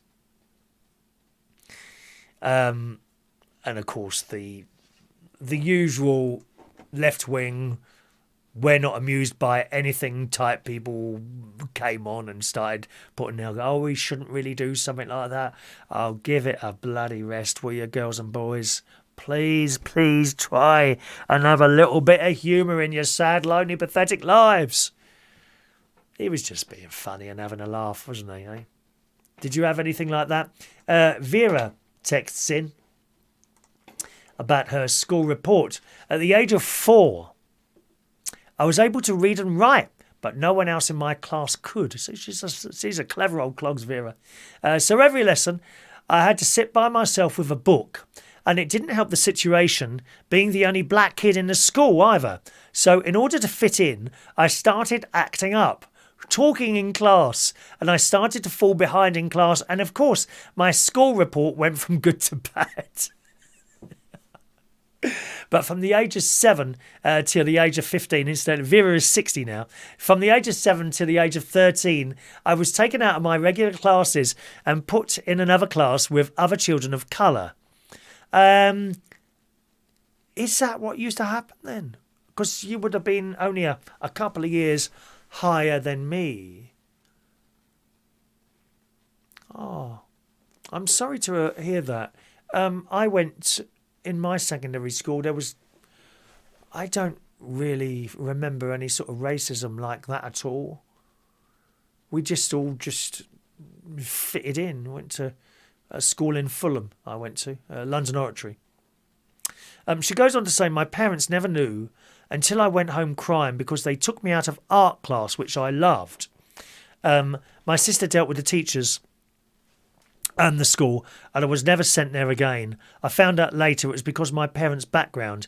They thought that I couldn't speak English properly. As I got older, I hid all my school reports until one day my mother found them all. How do mothers know where you hide your feelings? Oh, mothers know everything, I'm sure. Mothers know everything, my darling. I'm sure they do. You've got no secrets from your mum. Right. John sent in a picture of his organ close-up. Let's have a quick look. Oh, please.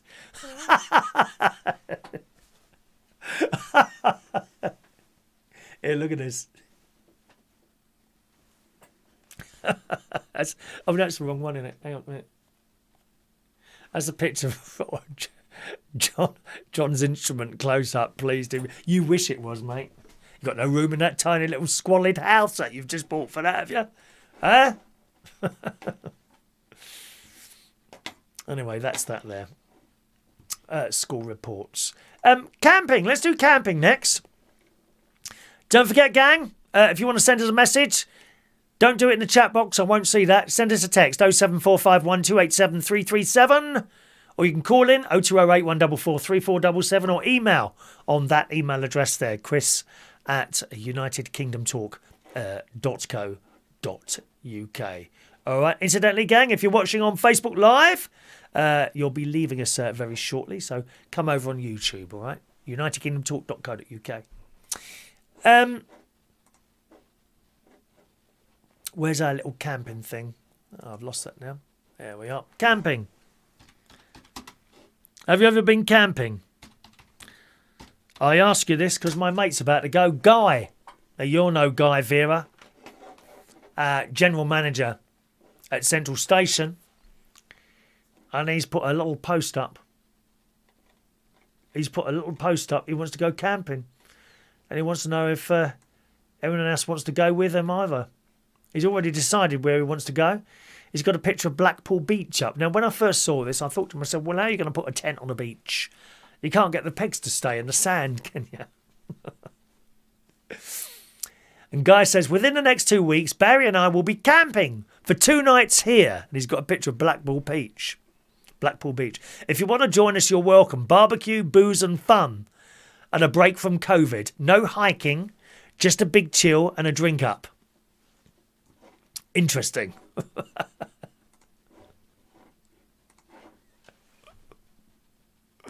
Oh dear. So have you ever been camping? Would you go again?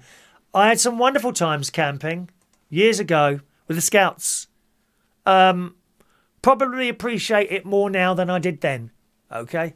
I remember the first camp we went on, which was not so much a camp because we were all in like a dormitory, all the cubs. I suppose it was about 8 years old, 9 years old, something like that. And this place we went to wasn't even that far away from our house, to be honest. Half an hour down the road. And I remember the way we communicated then, no mobile phones. There was one coin-operated phone in the place. And I always used to look forward to ringing my mum every night. There'd be a queue for the phone. We all wanted to ring our mums and whatever, you know. And then further on, we'd stay in tents and places like that. Don't get me wrong, it can be cold. Although, for some reason, I don't seem to remember being that cold when on a camp. You used to get in your sleeping bag and that was nice and cosy and warm. The ground was hard, but I don't remember not being able to sleep. I don't think I could sleep on a hard ground again in a tent. I mean, as I say, Guy's going up there, my mate Guy, bit bleak and cold, and Blackpool, you know, I don't know, presumably there's camping sites around Blackpool, and with the scout camps, with the tents, you'd have a toilet block, which always seemed to have just cold water. There was never any hot water. Freezing blooming cold water that we'd have to wash in, and toilets, a block of toilets and what have you. There's a few near me here. I think the nearest one here would possibly be Walton Firs campsite, which we went to several times. And you would go with your group and your leader. And then as you became scouts and you got older scouts, I suppose 14, 15, we would go on our own. Parents would take you down there perhaps and drop you there at the scout camp. And that would be it, mate. You would have had to have rearranged everything, arranged your own food, the tent, everything. I remember having some sort of list of the things that we all had to do before we arranged to go on the camp. Collect all the food together. Parents would take you there, drop you there. Okay, I don't know, Friday night, see you Sunday afternoon, whatever. Only 2 nights, but nevertheless we were on our own. And we had to make our own fires. Make a fire there. Put all the tents up. Behave. We'd all be sitting around this fire smoking cigarettes that we'd smuggled in 15 years, 14, 15 years old. My friend Alan Butcher, his name was. We were sitting around this table that we'd built just from a few planks of wood and what have you. Not nailed together, literally just two barrels or something, plank of wood. That was our table, you see. We're sitting there playing cards and smoking. And poor Alan Butcher, we can smell something burning it. And he'd been so close to the fire that the bottoms of his trousers were on fire. It was smouldering. Happy times camping. I'd love to do it again, but I just don't know if I could do without my John Lewis mattress topper and the bed I've got next door anymore. Even at the caravan, the bed at the caravan is nowhere near as comfortable as the bed I've got here, and I notice it now. So have you ever been camping? Have you got any thoughts about camping? Would you do it again? I suppose the highlight of my camping with the Scouts was when I went to America. Place called Maine, and I've actually got it's here, and at some point I will convert this.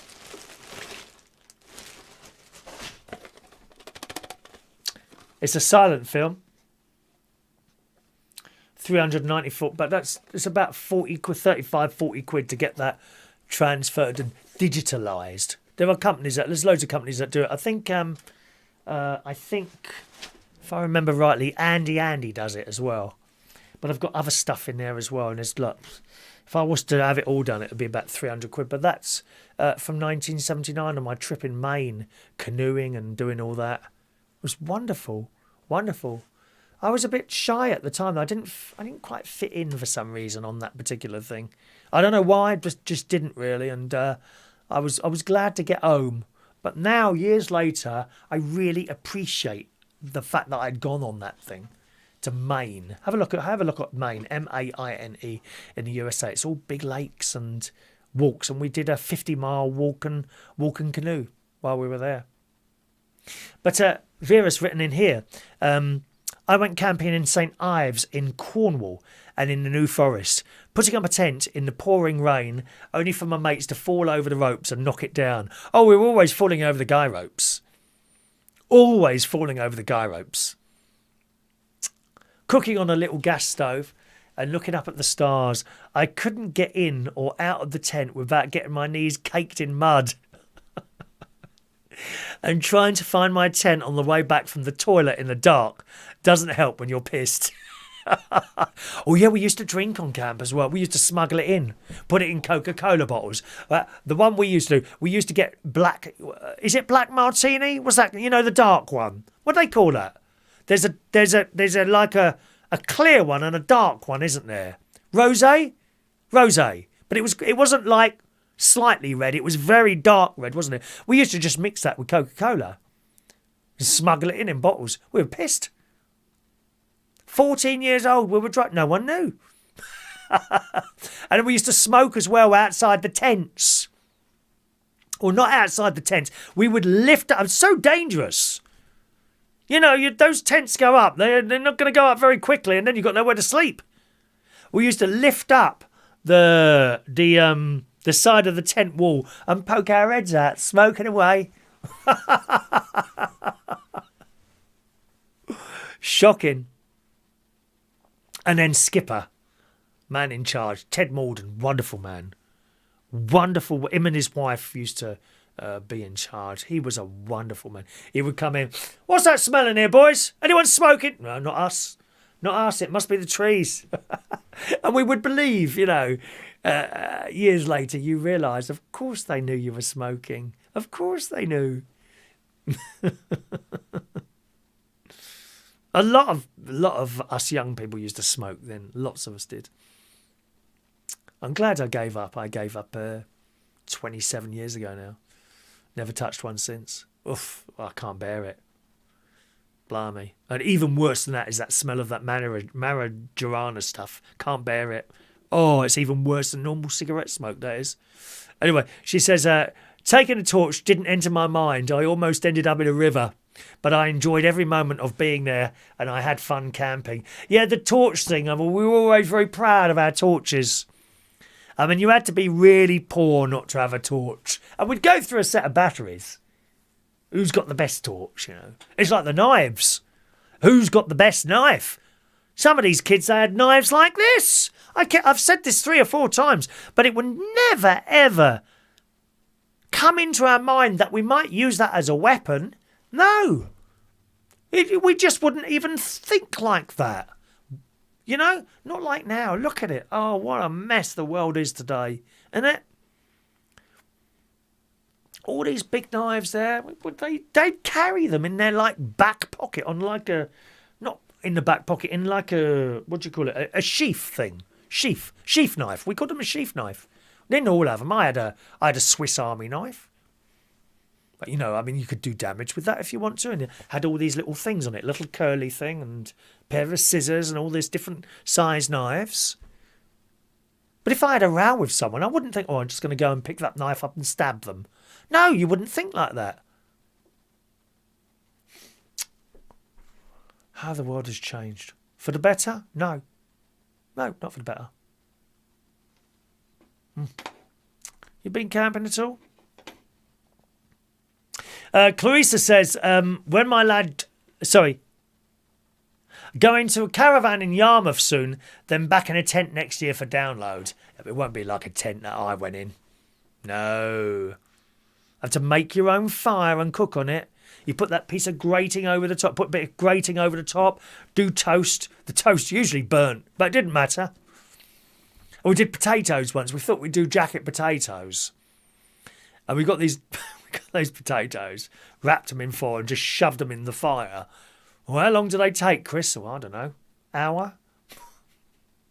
We took them out after, they were like bricks, black bricks after that. These potatoes. Oh, it wasn't a soft bit in it. You couldn't even cut them. They were so hard. Just like coal. Rachel loved camping. She says, last time I stayed in a tent was at Sandringham. Gaiman County Fair. Helped my dad with his ferret rescue stall. When we came back to the tent in the evening, it was absolutely covered in flying ants. Oh, you went then, did you? Those flying ants are only around for about 2 weeks, aren't they? But don't you know when they are? I would never forget. I was going on my bike one Sunday to the church. It was a few years ago now. And I just flew into them. I just cycled into them. Oh, it's awful. Flying ants everywhere, aren't they? Anyway, that's camping for you. Good luck to Guy, who's going to camping in Blackpool, as I say. Yeah. They don't all have toilets either. The other thing we do with camping, we used to go on these hikes. And we'd only be like 15 or 16 years old. It was safe then. Literally, we'd go on a 3-day hike. And we'd have our rucksacks. We'd have a tent. We'd have a sleeping bag each. One of us would have a tent, you know. Whoever got the unlucky. Well, you carry the tent and you carry the food. We'd have our food for 3 days. We'd have a water carrier of some sort. Little cooking Primus stove type thing. Very important. Toilet paper. Very, very important. Wrapped in several plastic bags. Because there's nothing worse than wet toilet paper. And if you wanted to go to the toilet, well, you would have to go behind a bush and dig a hole. I don't even remember doing that. That's the weird thing about it. There's not much I remember. And you'd have a map. They'd drop us off somewhere. Right? See you in 3 days' time, boys. And off we went. 3 of us. 2 of us usually. Sometimes there were more. And me and my friend Mark Edwards. The weird thing is, Mark Edwards, now he was a bit of a hard case. He was a hard case. I wasn't hard. I'm like I am now. I was a bit puffy. Let's be honest. I was a bit puffy. And, all right, Mark, who do you want to go with? I'll take Chris. And I'm like, because everyone's a bit scared of Mark. He wasn't that nice to me. And I'm thinking, I don't want to go with you. Oh, is that all right, Chris? Yeah, okay. So I ended up going with him, and it was weird. Weird. Why he chose me out of all those people. There you go. And I can see us... Oh, just a minute. I can see us now. Camped in a field. Next to a hedge. With a small tent. Just 2-man tent. It was a square one rather than a long one, you know? You get like square 2-man tents. So they're reasonable size.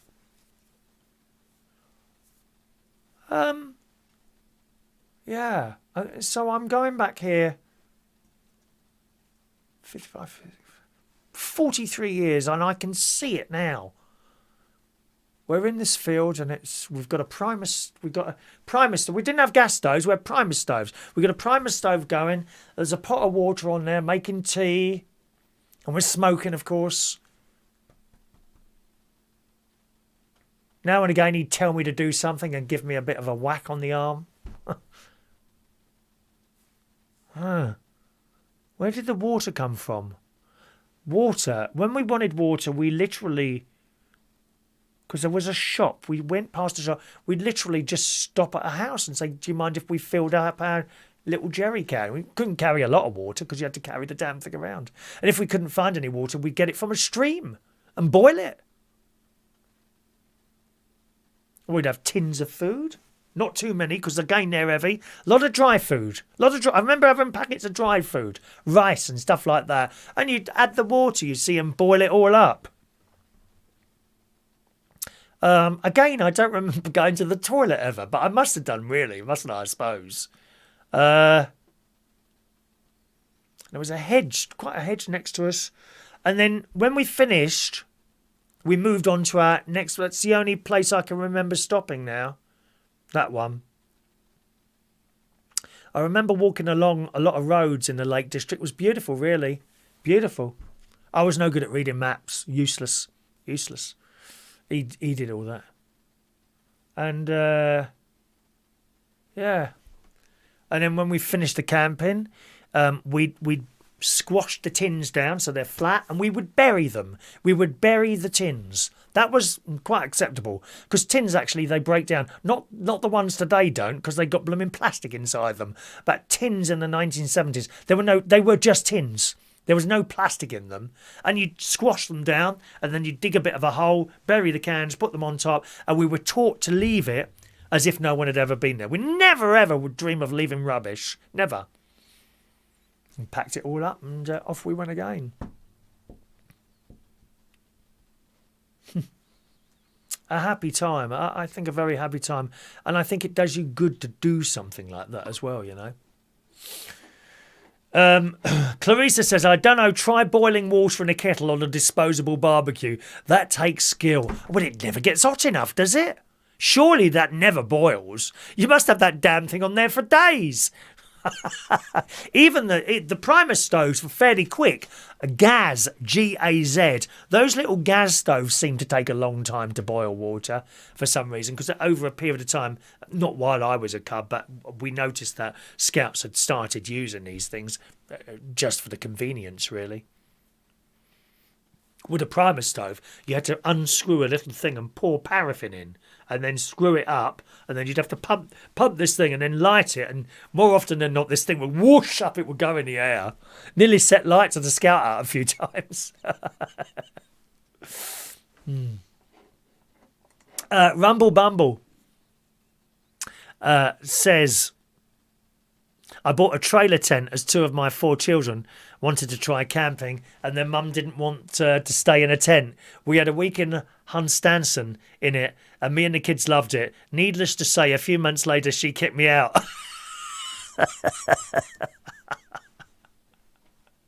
That was a few years ago, but I still see my kids, although they're not so much kids now. I go wild camp. One loves wild camping. One loves festival camping, so at least it wasn't a waste of time. Well, it's funny you should mention that wild camping. Now, I have a forest here. We have a forest here, as you well know. which is 5 minutes walk from my house. 5 minutes, I'm there, right? And you can go right in off the main paths and all that. And now and again, you're not allowed to, but now and again, I do see a tent in there, and I don't disturb them. I saw actually two the other day in a position where I wouldn't have put a tent because everyone could see it. You could walk past and see these two tents, which is not allowed really. But nevertheless, it has gone through my mind. I've got a two-man tent there that hasn't. I mean, I'd obviously set it up in the garden first and see if it's still waterproof. But I've got a two-man tent, and I've often thought, I wonder what that would be like. I could literally just put it on my back. Get a little gas stove from Millets, somewhere like that. Not expensive. Gas stove, take some water, maybe a couple of tins of stuff. I could walk from here for 45 minutes into the forest and stay there the night. Who's going to know? And don't worry, there's no lions and tigers and things like that. I've often wondered if I should do that. And once you're in there, you wouldn't really find your way back out again until the daytime because of all the sticks and things all over the place. You'd literally just sleep there, I suppose. Or your mobile phone and that. I've often thought about doing that. Yeah. Rachel's laughing her head off there. Good evening to Adrian. Evening, Adrian. Welcome to the show, Adrian. So that's Camping Gang. Now, let's have a look here. DJ Chris has sent in a photograph of himself. Okay. There he is. Now, Chris is 58. I think it's 58, same age as me. 58, so he's 59 this year, I think, DJ Chris. And you've already seen the lovely Vera, who sent in a couple of photographs of her. She's 60. Well, Chris is 58. What do you reckon? There you go. It's not a bad picture, is it, eh? That's DJ Chris. If you've ever wondered what he looks like, that's him, DJ Chris. Very good friend of mine. He actually used to work in clubs. I don't think he ever did. If I'm correct in thinking, Chris, you didn't do pubs, did you? I did mainly pubs, and then later on I did some clubs, but he did clubs. So that's DJ Chris, just in case you were wondering. And I have to say, Chris, you look so much better in a photograph than you do in real life, lovey.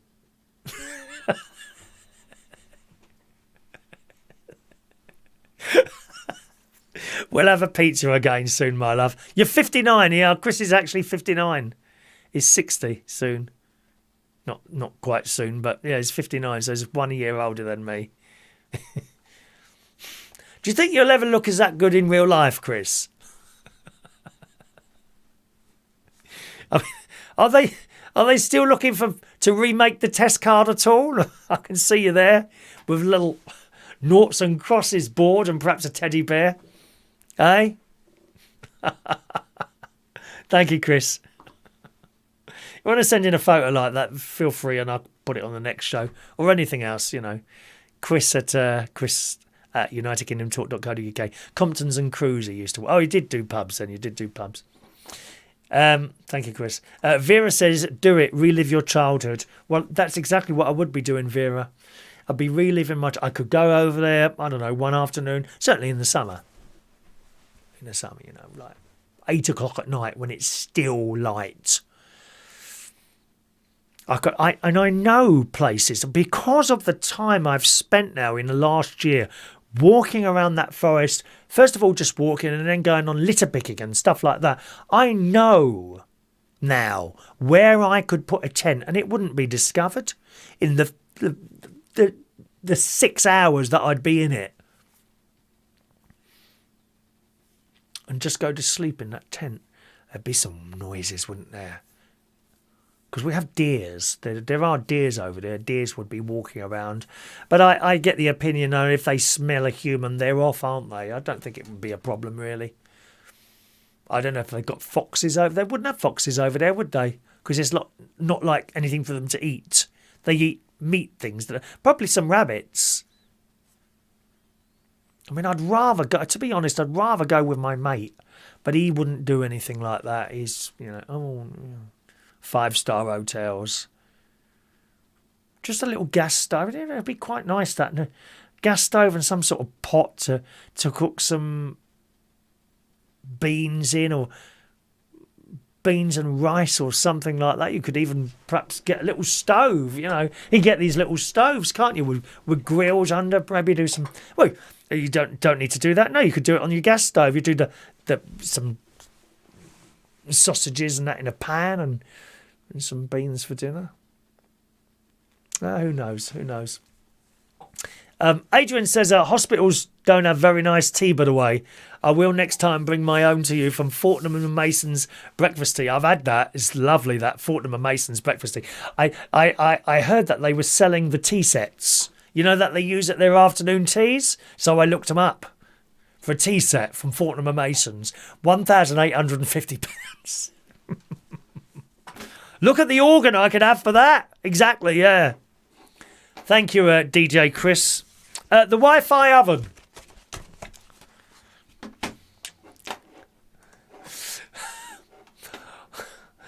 Guess what's coming tomorrow in the post? Guess what's being delivered tomorrow? Another oven. This one has failed now. It just doesn't work. The clock keeps resetting again. Exactly the same fault as the last one. Now, and it's bad enough if it resets when you're at home, right? But it happened again this afternoon. I went out. It's been doing it. It was all right for a week. It was all right, perfectly all right for a week. I went out. First time it did this was yesterday, and it did it again today. I was out on a litter pick today, and I didn't move too far away from my home today. I was doing local. You don't always have to go a long way to find rubbish, right? I was doing local. I found a football today. Where did I find? I thought I found something unusual today. I can't remember now. What did I find today that was unusual? Can't remember. I found a football and some other bits and pieces anyway. And when I was at the furthest point, which is only about 20 minutes walk away, I thought, right, I had all my oven was full up with the potatoes and the sausages. I was going to cook. I thought, right, I turn it on, and I've brought up the app offline. I thought, oh Christ, it's gone wrong again. It said offline, so I kept trying it on my way here, offline, and then I got back here, and the clock's flashing, which means it's reset again. And if that happens, it won't do anything until you set the clock. And I thought, oh God, not again. So I got onto AO.com. I have to say I was on the phone a lot longer this time. Not because it took longer to deal with the problem. They took a lot longer to answer the phone. Must have been 25 minutes this bloody thing was ringing. So annoying, isn't it? You'd probably get it when you ring up a bank or something like that. Very depressing. And I spoke to them. And she put me through to the Hoover people. It was a Hoover oven. And he said, well, I'll go and get the manual and perhaps I can talk you through. I said, well, no disrespect to you. I've done everything. I said, I'm not bad with setting this sort of thing up. And especially as this was the second one, didn't take me long to set it up at all. He said, do you want me to put you through to the Wi-Fi specialist? Perhaps there's a problem. I said, no. I said, it's not that. I said, I know it's happened. I said to him, it's happened 5 times. It only happened 3 times. But if it's happened once, you think, hang on, what's wrong here? So you reset it and it happens again. There's something wrong. It's got to be some sort of design fault they've got there.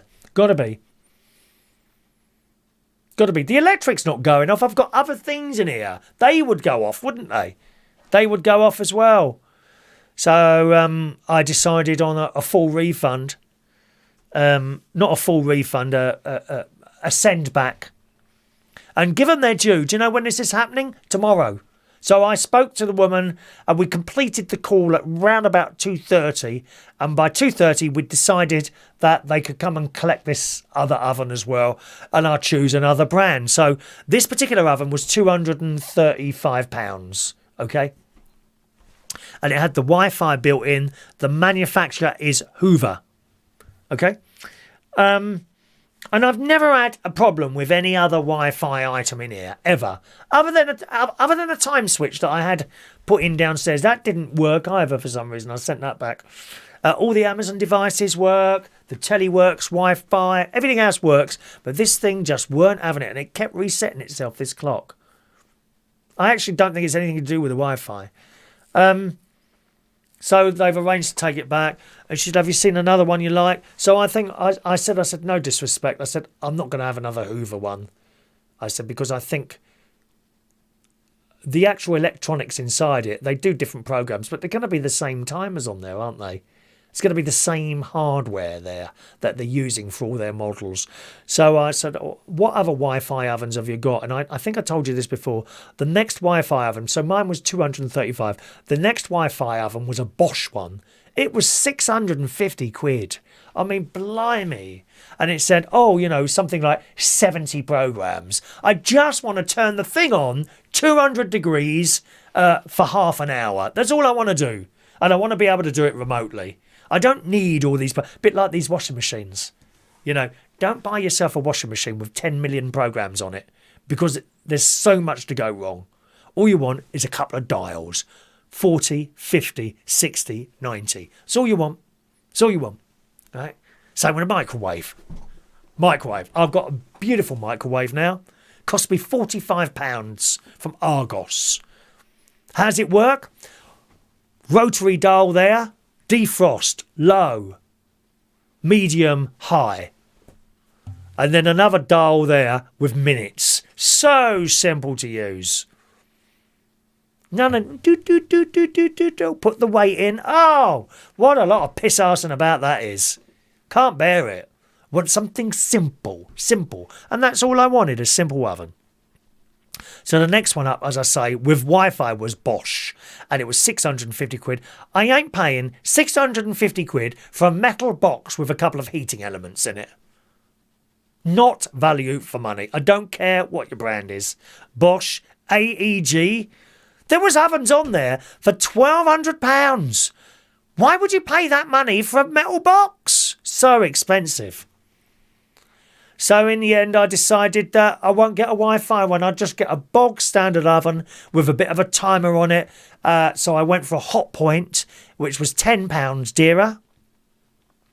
But she said, well, this one's £10 dearer. She said, but I'll knock that off as goodwill gesture. She said, and we'll change it over tomorrow for you. Happy days. So tomorrow it's 7 to 7. They're going to come 7 to 7 tomorrow. But they ring you at 6:30 and tell you approximately what time they're going to be there. 6:30 in the morning, you get a text. And then half an hour away from your house, they ring you and tell you we're 1 hour away. I said, do you want the packaging? She said, no, don't worry about that. Which I've got all the old got so much packaging here from ovens. That's the third oven now. A third oven, but a different brand. I'm afraid I won't be buying another Hoover oven. There's obviously something inherent wrong with that. It has to be. And I'm not particularly thick when it comes to Wi-Fi and that sort of thing. I kind of know what I'm doing pretty well with that sort of thing, Shame, because it was such a convenient thing to be out somewhere not knowing when you're going to be back and then be able to turn that oven on and then when you get in, dinner's ready. You can still do it with a timer, which this one has got, most ovens have got timers now. You can still do it with a timer, but obviously if the oven's coming on at 12 and finishes at 12:30, I want to be back at 12:30. So it just requires a slightly different way of thinking. Slightly less convenient, but still good. And Hot Point, they've got a pretty good name. I mean, I was surprised that Hoover did ovens, really. Anyway, there we are. So another new oven coming tomorrow. Fran says you want to go and camp instead of regretting not doing it. I think so, Fran, yeah. Even if I have to go on my own. Like I say, you're going to hear noises in that forest at night. Especially under those beautiful pine trees. I am an outdoor lover. I'm a big lover of the countryside and the outdoors. The thing is, the difference between here and Lincolnshire is very open. You know, there's not that many trees around. It's very flat. It's very beautiful, but it's completely different to here. They don't have these, but they have a couple of little mini forests, you would call them, I suppose. Actually, there's one near my sister. It's not that big. You can walk round it. And there's a beautiful walk that my my nephew's wife and the children take me on sometimes. And you see sheep. Do I remember was there a black sheep there as well? I think there was a black sheep there, if I remember rightly. I can't remember now. There was sheep there and cows. And you walk through these paths. But it's not the same as this. This is the forest. I mean, surrounded by these lovely pine trees. I love it. Fran says my school reports, on the subject of her school reports, said that she was a very polite young lady and cannot comment due to many absences. Adrian has got a Neff double oven, had it 15 years, cost £1,100. It's perfect. Well, my last oven was about 180 quid, 150, 180 quid. Can't remember the make. I had that 15 years. You don't need to spend thousands of pounds on an oven. Neff, you're quite right. Neff was one of those that came up and they had the Wi-Fi, but it was something ridiculously expensive, like £1,400. Oh, and what else did he say here? You might need to spend a bit more money on it. Well, I mean, it's a Hoover oven. It said Wi-Fi on it. Should work. Doesn't. He said it might clash with your phone. Get some devices that have those issues. Possibly. Now, funnily enough, you should mention that, Adrian. The bloke at Hoover who I was talking to on the phone, he said, I've got to tell you, Chris, he said, I've got loads of Wi-Fi stuff in my phone, but for some reason, the heating system will not connect to his Wi-Fi, and they can't work out why that is. It's funny, isn't it? In actual fact, DJ Chris, he swapped internet providers and he's got the excellent 5G service. Except none of the Amazon devices will connect to it. And he sent them back. He sent the Amazon devices back and said, these are not working. And they sent him new ones. He wouldn't connect. I don't know if he ever got that working. Are you still with us, Chris? Did you ever get that working at all? Your Amazon devices? Vera, will you do an unboxing video for the new oven? Oh, I don't think so. Not another one, dear. I don't think so, no. I don't think I will, actually. I might. I should. If my brother-in-law's watching this, he will be shouting at the telly now. You should. Whenever you get a new item in the house, you should do an unboxing video. I might. I should, shouldn't I? I should. And Mike in Brighton says, sound like you're not for that Wi-Fi oven. Solution by Dr. Mike. Merge the camping and oven together, and on your next walk, pick up some sticks and build a campfire on your kitchen floor. I love it. Hello to Ben. Hello, Ben. Ben Rolfe. Hello to you, sir. Hope you're well. It's the official place to write in now. That's right, Ben. Yeah. That's right.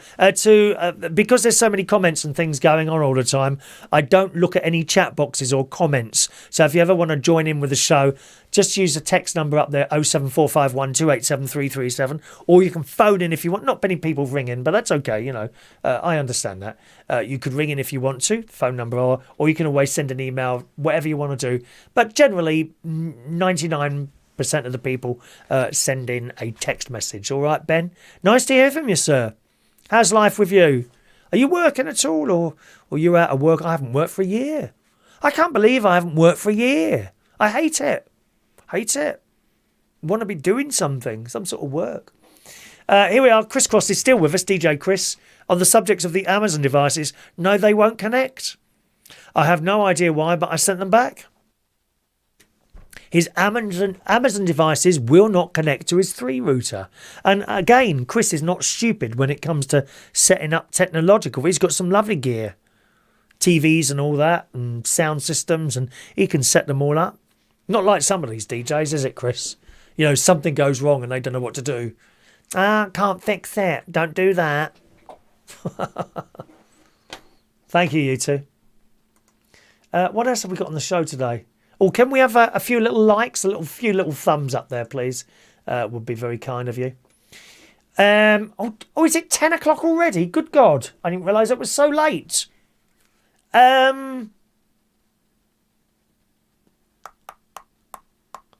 I think we're going to wrap things up there because it is quite late now, isn't it?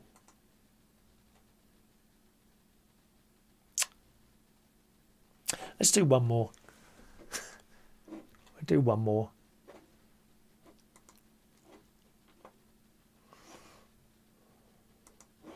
Now, if you like a drink, I don't know if we've got many drinkers here. Do you like a bit of a drink now and again, do you? Do you like a drink or not? You might want this. This is a story in the Daily Star to finish up with tonight. And I'll just hold a couple of those stories over for Monday's show. Be with you Monday. Oh, next week I won't be with you on Wednesday. Certainly not Wednesday.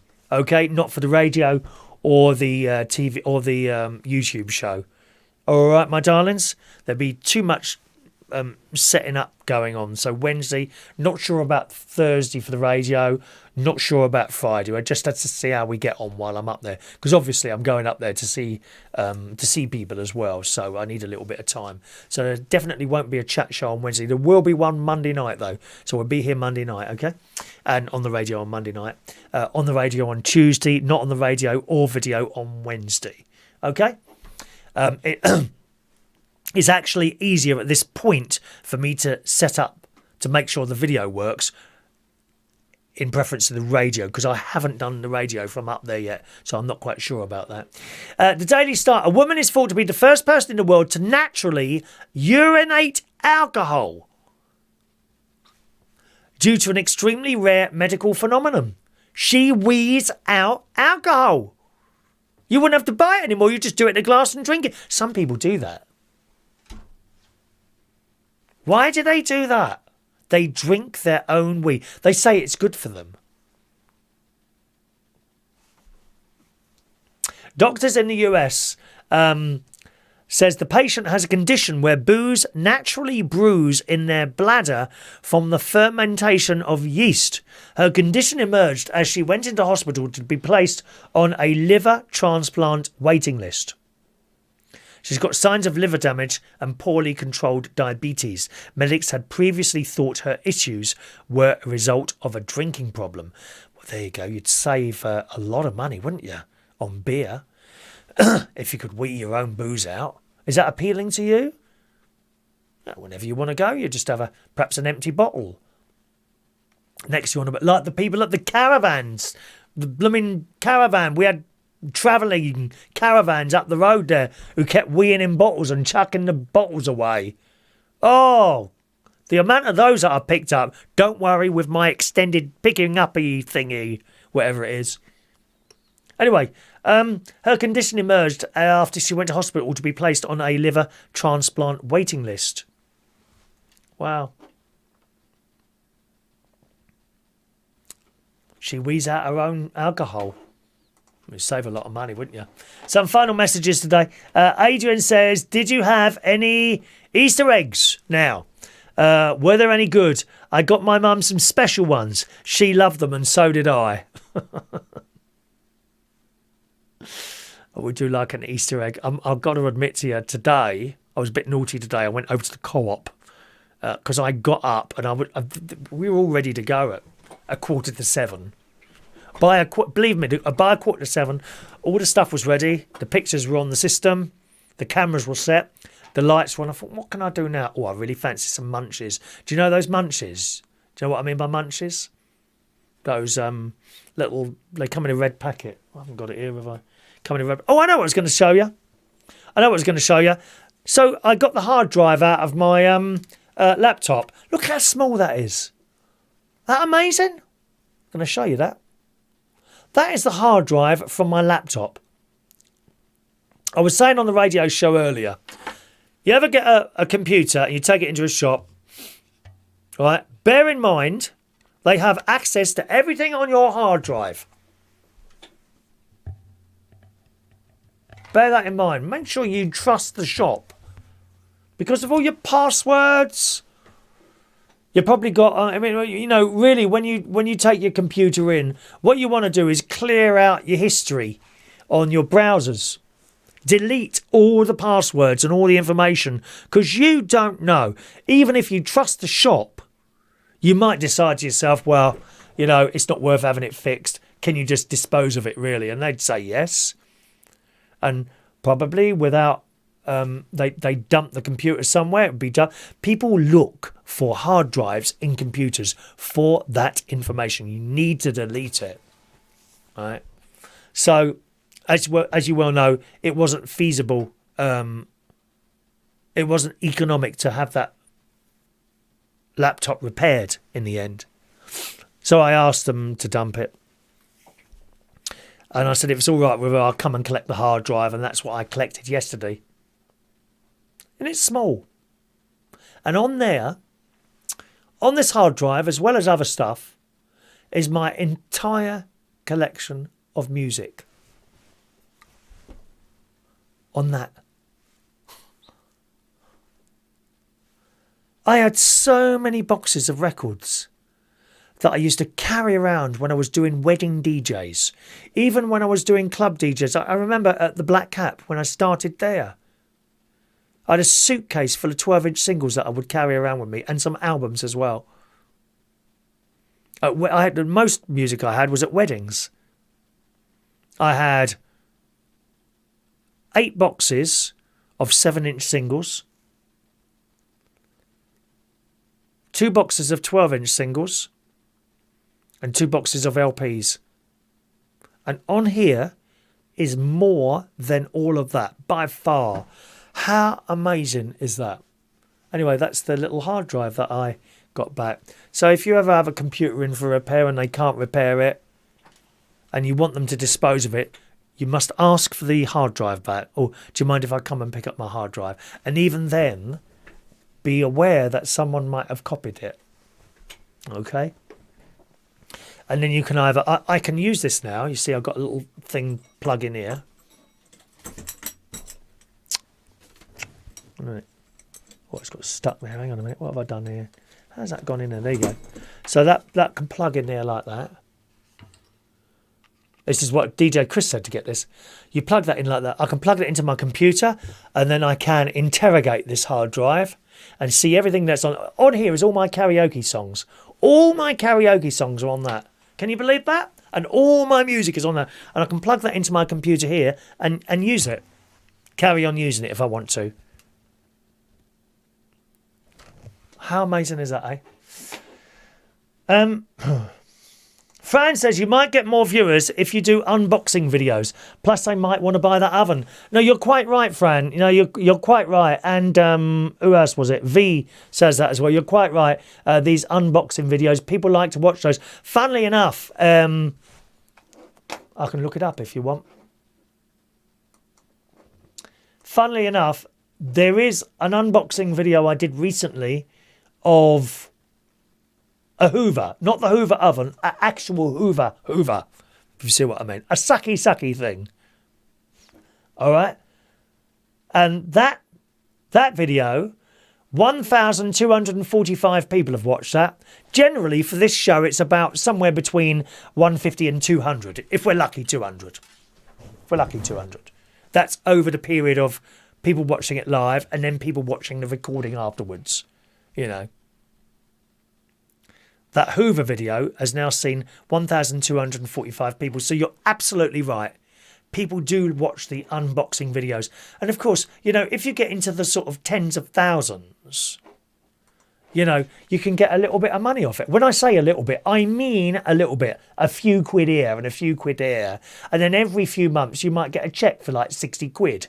If you look, sort of my scale of thing. My brother-in-law gets much more than that. Much more. They are able to live off the money that they get. I won't tell you what, but they're able to live, not become rich. Don't get me wrong here. No, they won't get rich on what they get in, but they're able to live off the money that he gets off YouTube videos. There are people on the internet who make tens of thousands of pounds a month from making YouTube videos, and good luck to them. Good luck to him.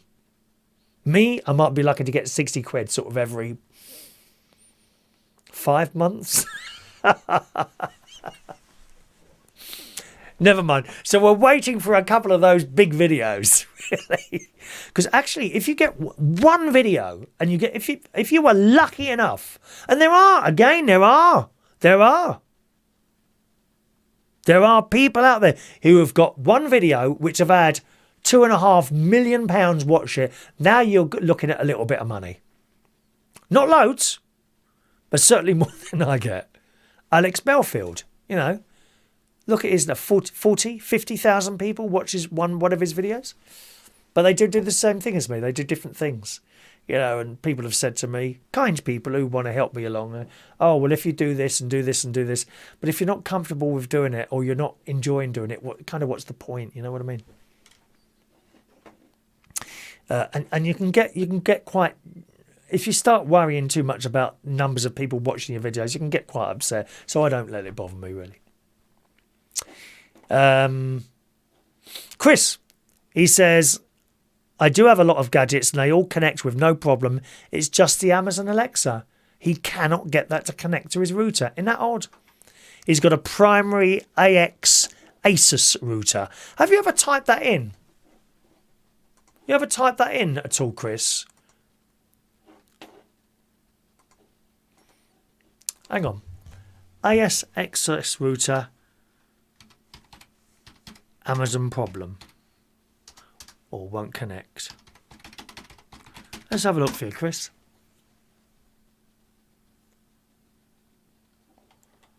So yours is try a band. Here we go. Amazon won't connect to Wi-Fi.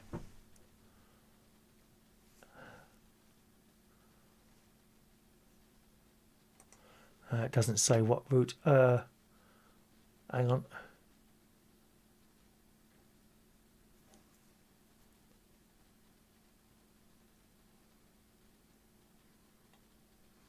There is a few bits on the internet about that. You've probably looked already, to be honest, Chris, knowing you, I would imagine. Yeah, okay. Thank you, Rachel. She's thanking me for the show. Chris Lott. Sorry, Chris. Nice to see you. He's in the USA. He says you should do a boxing video of your own oven, like kicking it into the box. You're having a laugh at it. I've got the packaging. I'm not going to. They don't need it to come back in the box. I think they pick it up from here and it goes straight down to recycling. I believe.